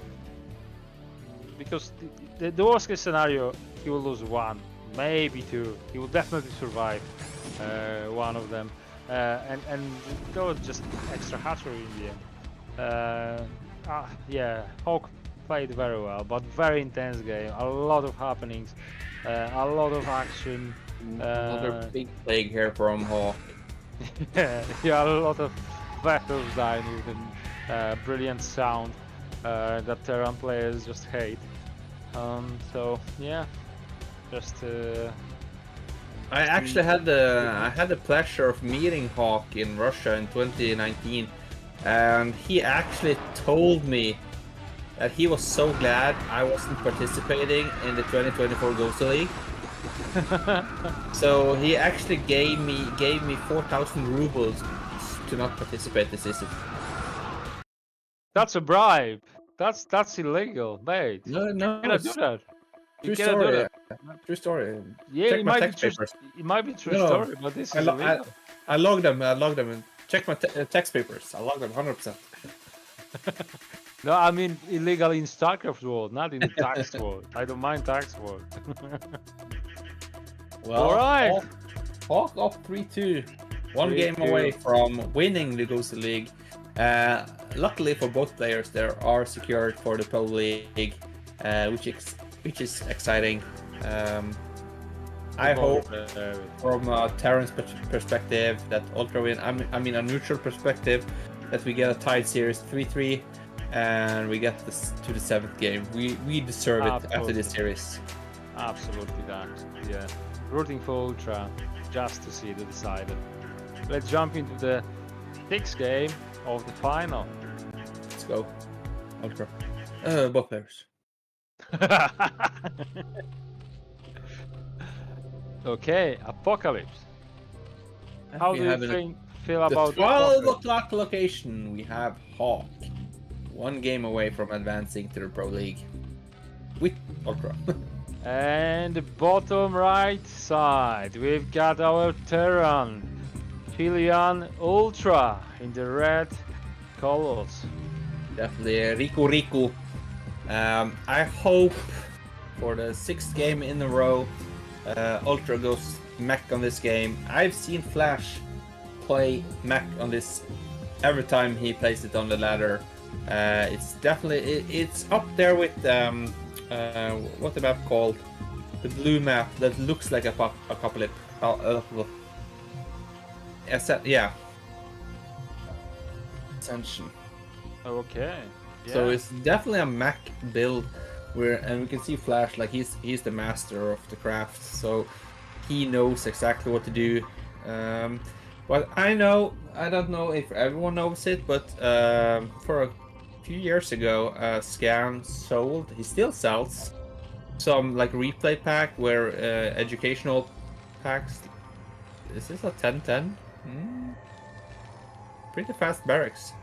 Where he sold instructional videos to educate us lesser Terrans, and myself bought them. Can't say I have watched the videos that much because it's boring. But I know UltrA bought them as well, and that's why we see him play a lot of bio play, because Scan doesn't do much mech play. But we see a gas pool here from Hawk, which is a nice build. Definitely if we can get unpunished with it. But I'm not sure what this build from UltrA is, because the barrack was so fast. He started the barracks at the same time. Is it tech? Is it tech? Okay. Is it a chance that there is a tech behind it or not? There's still a chance.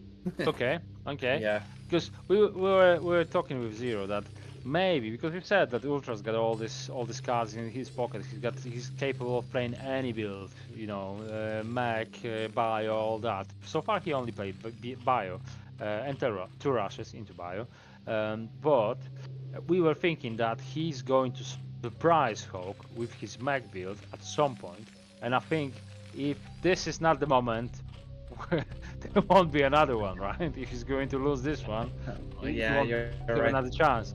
So I'm thinking maybe he will just kick off with his special mechanic tactics, but we see the second barracks in this game, so maybe not. Unfortunately not, but a lot of Sterlings being made from Hawk right there. He made 6. Usually you just make like 4 and then you make the additional drone. So UltrA needs to keep this SCV as live as long as he can to see there's just no more additional links. But I think maybe, I'm not sure if UltrA saw Yeah, I like it. This is mixing up. But Ultra Micro is quite on point. Oh no, he's get trapped. He didn't. I called it. I said it's on point and he just died. It's a Hopefully curse. he won't go out. Hopefully he won't go out. Just don't go out, mate. Just keep your marines inside. The big important thing is that there's so many links. He needs to keep that SCV there. And he needs like 7 of them. I'm holding my breath right now. I don't know if you can tell. But there's so many marines as well, because there's 2 barracks and he recognizes the speed is down. We need to pull more SCVs! Get the SCVs! SCVs just mining minerals, leave them alone. They're just mining minerals. SCVs, not like this. The one inside, look at him. I thought they won't find him. Well, let's What? Very What? close. How many can he make? 6 other round. Well, we need.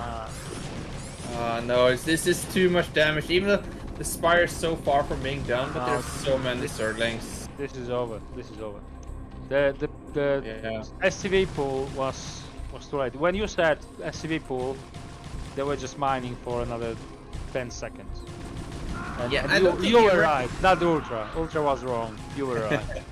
He didn't recognize the damage, and I think he might be caught by surprise because we haven't seen Hawk do this in the previous games. He hasn't overmade. Well, this is the thing on best of 7, right? You mix up things. You do something different to surprise your opponent. And the fact that you are so close to defend it, because there was no links and no marines left after the initial fight. It was just 6 links follow-up. Imagine he will pull 4 There's drones. Zerglings 4 everywhere. This is all. Eric's This is gonna not a chance. GG. He's making 12 links on a round. So wow. Okay. So Coke taking this final with a surprising strategy. Very effective though. But hold on. You need to play the all right. Yeah. I need to keep it closer. The Zagi. The Sagi. Yeah. Well, Ultra had it coming. We all know he's an IRK player. He played on with the Soul tag the entire series, and we know Soul has not been the greatest clan forever, so we kind of knew it coming. Had he played with IRK tag, would have been a 4-0. I really enjoy this games. I think Ultra is super strong Terran, but Hawks just got some extra ideas, some extra strategies, some extra controls sometimes. Ultra makes some mistakes from time to time, and Hawk capitalized that on every occasion. So yeah, brilliant. So we got Hawk, Ultra, and Julian ProLeague next season. Hawk as the GosuLeague champion this time, Ultra runner-up. I made the game this night. Yeah, amazing final series, and definitely the final I think we deserve, the players deserved, and the guy in the chat deserved. Definitely, all those 3 players deserve to be in the Pro League. A little bit of shout out to my man Kakan for making out to the round of 8 and even taking a game of Ultra in the quarterfinals. As random, right? This is impressive. I'm really impressed. Yeah. So a great round of 8 all the way to the finals. From the round of 8, I don't think there's really much surprise how it turned out. All the same. Great plays, great games, a lot of fun to watch, a lot of fun to cast. And high level. GosuLeague is absolutely high level. I think if you drop any pro player that like from round of 16, he will have hard time to beat them finalists. It won't be an easy task, which we will find out very soon in the next season with them players being in the Pro League. Definitely, the GosuLeague has been getting higher and higher, both quality of players, number of players, and the higher MMR. So you can see a lot of players in the GosuLeague that, like, from the beginning should belong in Pro League, but maybe not have enough time to play, not enough confident to play. I don't know, but we can see the quality is getting higher and higher from each season.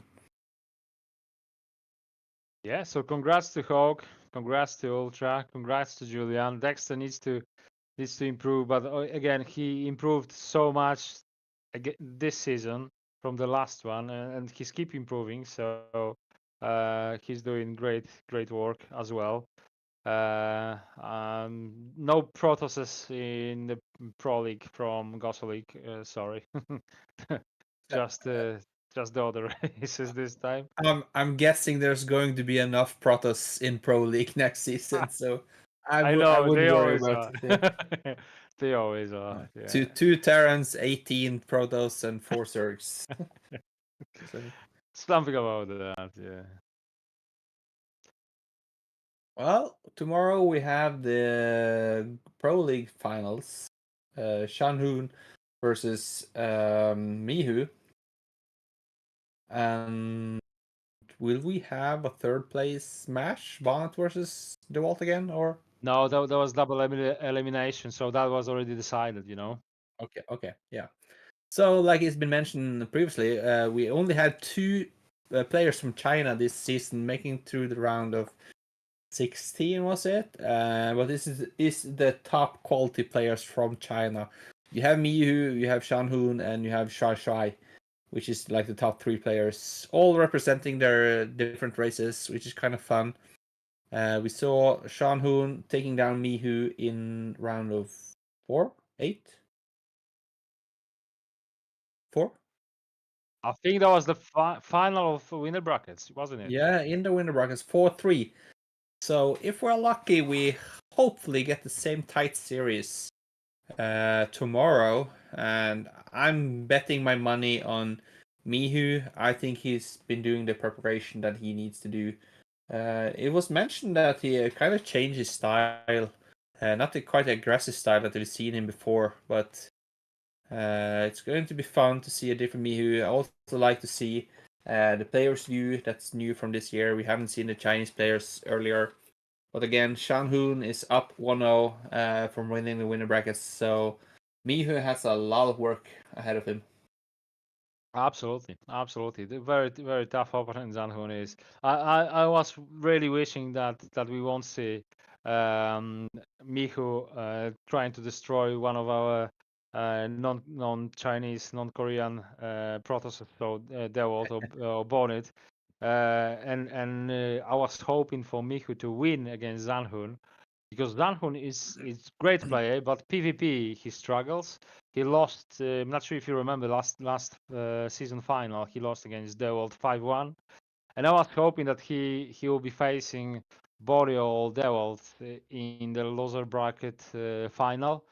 But he managed to beat Mihu, and Mihu is the Protoss destroyer, and Zanhun is the Terran destroyer, and that's why it ended up 4-3. And now we'll have the repeat of this series, which will be very super high level. Like I think this is very as close as you can get to Korean level as it is possible. And also, I think we've got a Chinese caster. I mean, a Chinese observer. So there will be no delay. So there will be brilliant latency. So it's one game that you don't want to miss tomorrow. Is it best of 7, best of 9? Best of 9. Best of 9, and Shanhoon is up 1-0. So it's let's hope for the viewers that Mihu takes the first game, and then we definitely have a series. Absolutely, yeah. I think if Shanhoon takes the first game, it's going to be super hard for Mihu, both for playing wise and the mindset. You're down 2-0. It's going to be super hard. And like you mentioned, it's maybe going to be Chinese casters, and I'm crossing my fingers that there's going to be a lot of viewers. Not casters that I mentioned. It's the observers. So Yeah, there won't be any delays. So it's good. But I think there will be casters from different nations. Like there will be definitely English cast, the main cast, but there will be probably Spanish. Zero will tell you more about the casting. Yeah, I'm pretty sure there's going to be Chinese casters as well in a big of match as this, and two of the biggest stars. That. Two of the biggest stars of China. It's definitely going to be casted in Chinese, so we get more viewers. And like I was going to say, I'm crossing my fingers that some of those viewers throw $1 or $2 towards BSL20 and towards Zero. Like we can see in our screen right now, BSL wouldn't have been today if it hadn't been for Zero and our amazing sponsors. For this season, we have Liquid Nazgul and Liquid Steve. I hope they are watching this cast. I hope they recognize the viewers and how much they are donating. We can see, especially for the gold supporters, we have CRVT, who's been like pretty much throwing his money at BSL every season. Yeah. So I hope they see it and recognize the greatness of this BSL and keeping StarCraft alive. Amazing people. Thank you all. Thank you all for the support. Without you, it wouldn't be possible. We wouldn't watch StarCraft. We would watch some Minecraft or whatever the game is now on. This is the game we love. We know this is the best game ever. This strategy, real time strategy that you need to think and react in real time this is just amazing. This is what we've been um, breed on, and it's difficult to go away from it. We always come back to watch StarCraft, play StarCraft, and support StarCraft is what we should do. Yeah, and let's take a look at our amazing Patreons as well that's supporting this season and the future season, the previous seasons.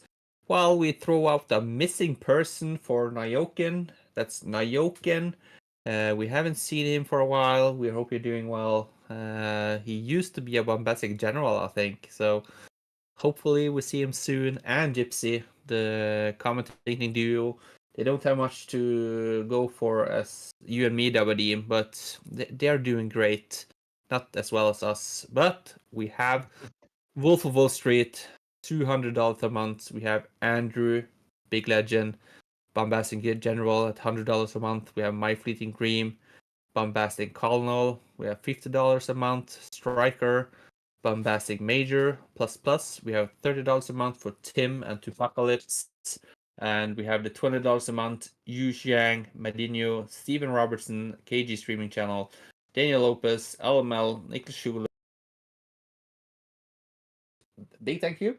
And I also saw in the chat someone was asking when you can get the replays. If you support patreon.com Bombastic for the $20 a month, I think Mr. Bombastic himself, he sends out a monthly mail to every Patreon and sending you the link to download the replays. So if you want the replays of these games, make sure you support to the Patreon.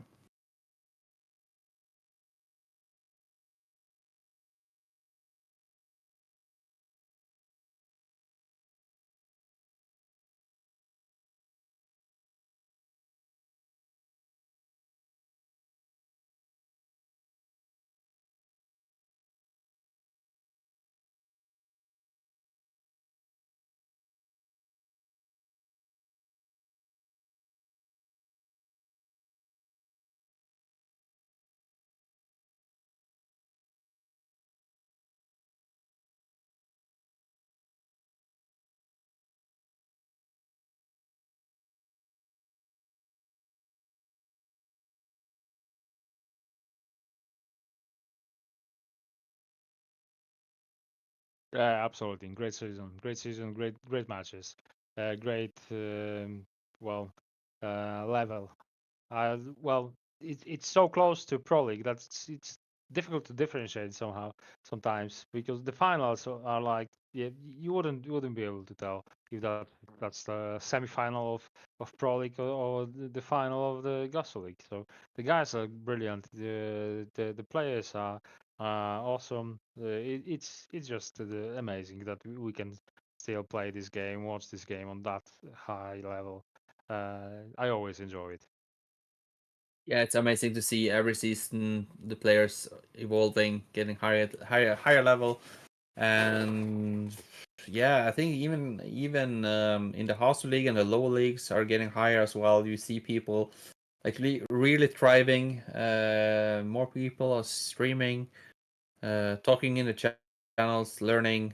And for those who said that Brood War was dead in 2013, where are you guys now?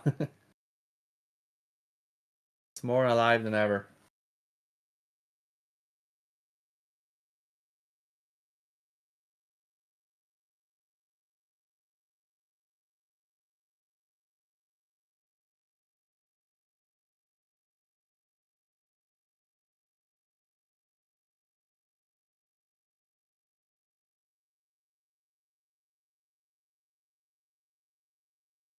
I did I did stream some StarCraft as well. I did. You must have missed it, but I will when I will recover with my after my surgery. I will do so.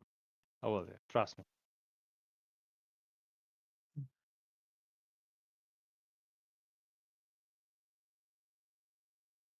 Cool. Of course. If I want to before the next year, Merry Christmas and a Happy New Year. For me as well. Merry Christmas, Happy New Terran, and I hope I see you guys tomorrow in the chat where we can point out how much better we are than the players in the finals. That we know better because we see everything. It's going to be exciting. I'm looking forward to it. I hope we reach a peak record viewer numbers. It's going to be super exciting. So yeah, see you guys tomorrow. See you.